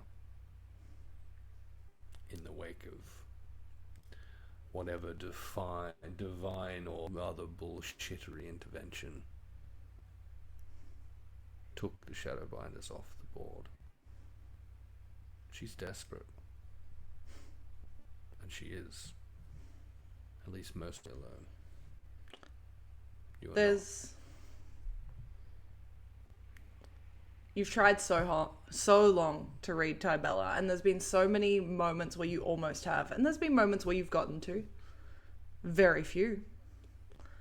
But what you're looking at is someone whose body language visibly just softens. And it's almost... it's purposeful. And having looked out at the environment, not once looking at you this entire time, she looks over at you, not all the way, but kind of 3/4 of the way, and she says, Velendar, I'm going to be honest with you. I am so tired. I am so tired of running and tired of the Shadowbinders and tired of all of this. Now that most of them are gone and it's just her. And she's not after me. Not anymore. Not at the moment. And that could change. But when it does, I'm ready. I think for now, I don't want to go after anything. I just want nothing for a little bit. I think I've earned it.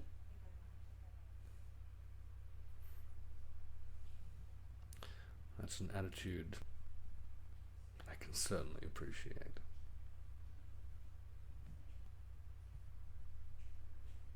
And if you feel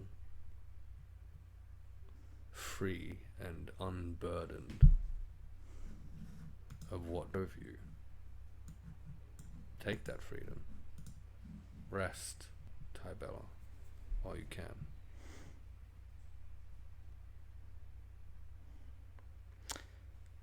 She turns to you now and looks directly at you. And she says, I know we've had this conversation, but I've seen what you've lost. I've seen what you love.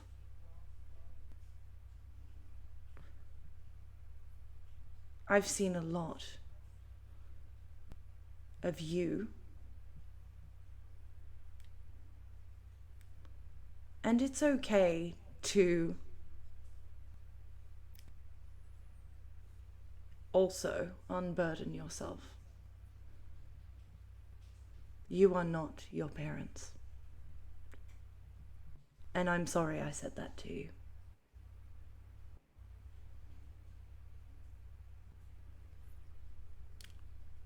I know.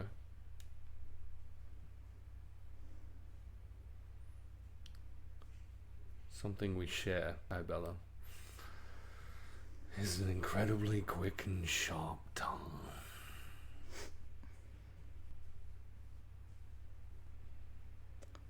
You should rest too. And as she says this, she will, if you allow, not like romantically move on you or anything, but there will be a kiss she places on your forehead that is just, there is an intimacy to it, but it is not like a cinematic movie moment of let's make out. You're allowed to rest too, she whispers at your forehead. And as she pulls back, she looks at you and she says,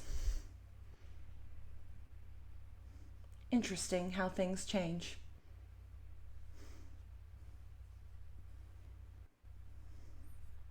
It is. And I suspect you know that despite my wiser nature, perhaps, I don't think I can rest now. I'm in too deep on this thing now. I need to see it through. I'm not sure that's true, she starts to say. But you watch as she physically pauses at midway through this sentence. And her face pales like she's been hit by a train. Fuck you. There is this panic that fills her face. And you watch as this trickle of blood moves from the side of her mouth, unsure where it's coming from. You look Tybella up and down, and you watch as her body kind of jolts forward, and this clawed fingernailed hand is protruding from inside of her out the other side, just straight through just under her ribs. Before it is pulled out, Tybella drops, and you see your mother standing there, and she says, I told you I would take one. And as she says this, you feel this wetness hit your nose, your forehead, as snow starts to fall on this balcony. Marcus, Alicia, with Amber asleep, helping her up to a nearby room, her bedroom, and laying her to rest.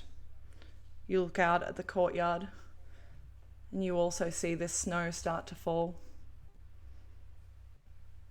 And that's where we're going to end the session this evening. Yup. I fucking called it, dude. The moment that this started, I was like, yep, that bitch is dead. Sorry for foreshadowing that one, hey. Why'd you do that? To be fair, Lockie did say roll credits, so we can just ignore that bit, right? Yeah, it's true. It's true. Correct. Yeah, none of. Sorry, that's all fanfic. Sorry. Guys. No. I'm going to say the most selfish thing. Go on. I full on thought it was going to be me. I was like, oh, they're going to get rid of me. This is how they're going to be like, guest comes in and she can't hang around. Oh, so no. Mommy's Oh, coming no. to... And I was like, oh shit, it's not me. It's someone. Oh, no, fuck. Hey, this next week, man. Yeah. No. You're coming with us. You're coming with us. We need somebody who's smart. I have a husband. I have duties. I have a husband to get. Yeah, and your up husband can to. fucking run the house by himself. You got shit to do. Hey, let's go around and re-meet the people that I torture all the time. Starting with someone smart.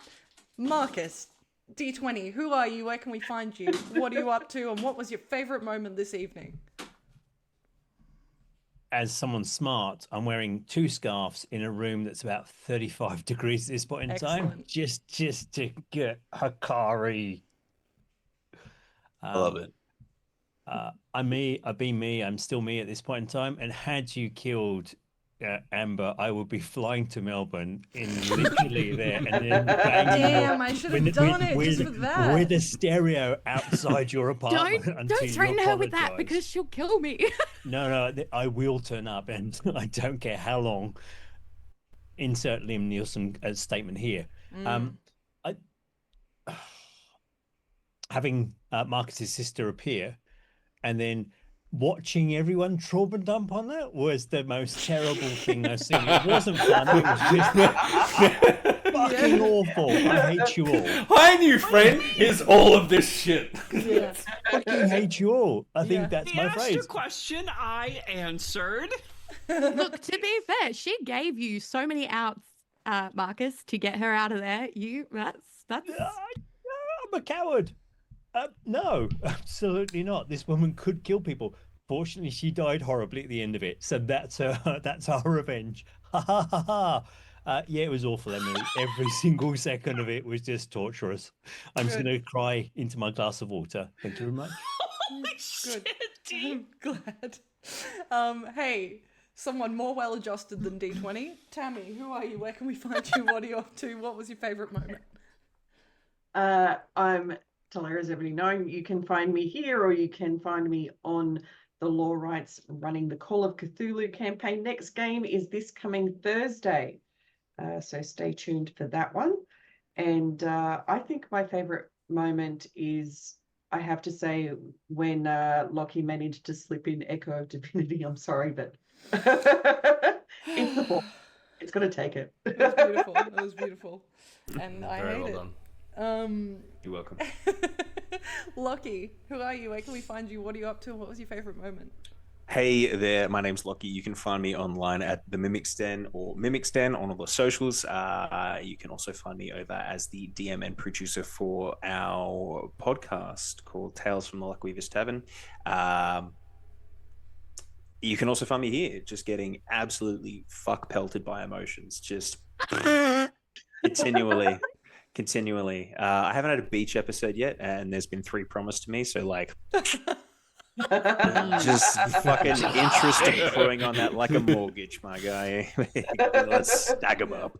My favorite beat of this session was honestly, I'm a sucker for descriptions on locations, so it has to go to D20's description of the house, because it really was evocative of like a lot of images and stuff. Beautiful. And also getting to see Britt finally get to play Amber and kind of nailing it. So props, man. You're just Hell a yeah. token slut. Hey, Yeah, thanks you for the can call me. raid, guys. Thanks for the raid, Dreaded. I hope you had a wonderful stream. Hey, if you need to raid and run, do so. Take care of yourself. Exist. That's a lot of All swords, of man. those things. That is so many swords. Holy shit. Don't need that many swords. Yeah, they don't ever stop. You have to yield to the raid when it's Dread GM. I yield. Holy We have to- refuse to yield. I've learned this the hard way when I was like, why is there so many things? They're like, you must yield. Oh my god, I yield. Wait a fucking second. I will never yield. You took away my sword, Em? I have a diamond now? I don't think you ever had a sword, Rin. Oh, fuck No. you. I'm removing your sword. Fuck you, bitch. Hey, I how about actually I? have Whoa. to How about I give you a learn how to sword? make How does that character. sound? Okay, that'd be pretty cool. I'm okay great. with that. Cute. Speaking of Rin, who are you? Where can we find you? What are you up to? Oh What was your shit! favorite moment? Me. I'm me. If you look up this name right here, I'm there. I'm that everywhere. Whoa. What were the other questions? We've done this That's how many most of times? them. Sorry. What was your favorite moment? Oh right.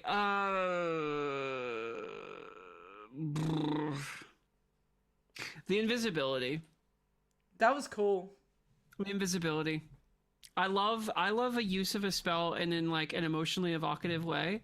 I'm a dramatic bitch. I love it when people are dramatic with that kind of shit. And it was real pretty good. It made me feel stuff, and I was like, oh, I want to hug you. What the hell? But you can't, because I can't see where you're gone. Just but but I sad could little bitch. I could hear her, motherfucker. I got ears like a goddamn dog. I don't know. Something that hears real Alicia, good. what do your elf ears hear? Fucking so much, dude. But no, that was really good. Also, I like I've said this. I feel like I said this too much, but I love the chemistry of the group. Like, playing with you guys is so fucking easy. It is so fucking easy, and because you guys are so locked in, it's always like there's never a moment where you break from the character, unless somebody makes like a poop or a like sex joke or something like that. But then it's just like straight back into it, which is pretty cool. But yeah, you guys are great, and I love all of you. You make my heart real full, and if I continue, I'm gonna explode from cute. So Promethean, you're up next, fucko. So poop.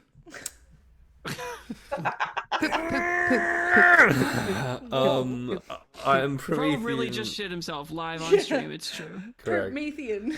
Poopmethian. I'm Oh my Poopmethian. That's 2 zeros in it. There's 2 zeros in it. You can find me here at Meeples and Dragons on my channel playing video games tomorrow. In Did his mic Melbourne. just Hear cut out any of for that. He anything totally anyone else? gated. Yeah, dude. Matt Split. Mercer intervenes. He's like, enough of that shit. You Split the Party TV tomorrow live doing the things. No. Truly, I will consume my body weight in hot sauce if you donate for it, and it won't even touch a surface. Like, fucking come at me. And at the Lorites, where this very Sunday, we will have the last session of the Skulls D&D campaign for the year. I have a couple of favorite moments. I loved the group hug. That was real cute. It was really, really cute. The group hug was very, very cute. I also loved the realization that Amber wasn't aware that Marcus had died and wasn't actually gutting for Velendar's fucking life. The relief that I felt in my bones that I wouldn't have to deal with Britt actually coming at me through the entire session was really cool.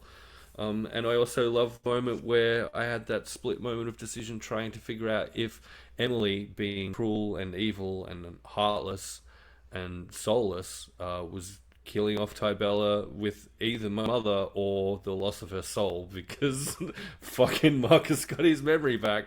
When I realized she was dying, that was the first thing I thought. I actually thought it was the reversal of the bargain, and then you just put in Mummy Dearest, and both are cool, because I like being hurt. Honest. It's fine. Yeah, she punched a hole right through her. It's okay. And I'm the good. last thing she did was be a bitch to everybody. Not everybody. Yeah. And to our very special guest this evening, Britt, who are you? Where can we find you? What was your favorite moment this evening? Hi, my name's Britt. You can find me here on Twitch playing games that are too scary or too difficult for me, and I will sing and cry my way through all of them. You can also find me, I use Instagram the most. That's where I post music and stuff. Favorite moment, holy moly, so many, every part of it. No, there were so many things, but I think Em and I have known that I was going to come in as this character for like most of the year. And we've kind of kept that. So when it finally came out, that was really fun. But now actually getting to play the character is really fun. I think the relief that you all now know that Amber didn't actually send the letter. I need you guys to know that I messaged so many people. Cloudkill Connor, it was one of them, where I was like, so on like a scale of 0 to power word kill, how much danger is my NPC in? Like, how much does the party hate me? And they were like, it's not great, man. I thought you would all know that it was like, I didn't send that letter. So I've been real nervous waiting for that bit of information to drop. I hated that, but it was cool. But yeah, every moment, getting to finally reunite with Marcus is, it was great. And the storytelling was really, really awesome. And I love that things got left in the air. So maybe you haven't left yet. So maybe I can come back another time. Oh no, you're coming with us. I'm not kidding. You're coming with Somebody us. kills my husband in his sleep so I can go. Please don't do that. manage the estate by himself. He's a big boy. Oh, sorry. Do you need an watched him grow assassin? No, I got you. Velendar, no. Down. But they're rich. Sit. No. I can't tell you that. No. Bro. Never mind. Loved it. Loved every This second. is Thanks why for I having love me. him. This is why I fell in love with him. Look at him. You're like a fucking angry I chihuahua. am, but I just have to ask: is he pooping at this point in time? Yes, he's been pooping this whole time. Poop, poop, poop. I want to know what your internal monologue was there, Pro. Can I do it? Oh yeah, Yeah, pose again, Promethean. Yeah, okay. This is Do what your pose. internal monologue sounds like. Hi, I'm Promethean's internal monologue, voiced by Christopher Walken. I'm gonna shit my pants. I got a fever, and the only cure is more mommy issues. Oh. I have a new favorite moment. And scene. You let that happen. There you go. Oh, fucking hell. Fucking hell. So we're getting Amber next week then, right? Because Yeah. next episode is next week, huh? Yeah, Britt, you free next week? Yep. Cool. Sure am. Hell yeah. Hey. Hey, Britt, you free for the foreseeable future? Yes. I am. Oh god. Hey, I'm gonna. Does this mean I have to wrap- learn how to play D&D? Yes. I have to learn how to play my character. I'm gonna wrap this shit up because it's nearly midnight. Hey, Sorry. I'm Emily. There's no numbers in it, and I'm not pooping. But I am the GM, producer, and chief executive Thirstmaster here at Hexes and Vexes. I'm not here. You can find me at Pangs and Fangs, at Meeples and Dragons, at the Lore Rights, at Enchanted Realms. Truly so many places. And tomorrow at Split the Party TV for the charity event. Super fucking excited. And then all through December doing Starlight Stream Miss. Really, really keen. It's going to be a ton of fun.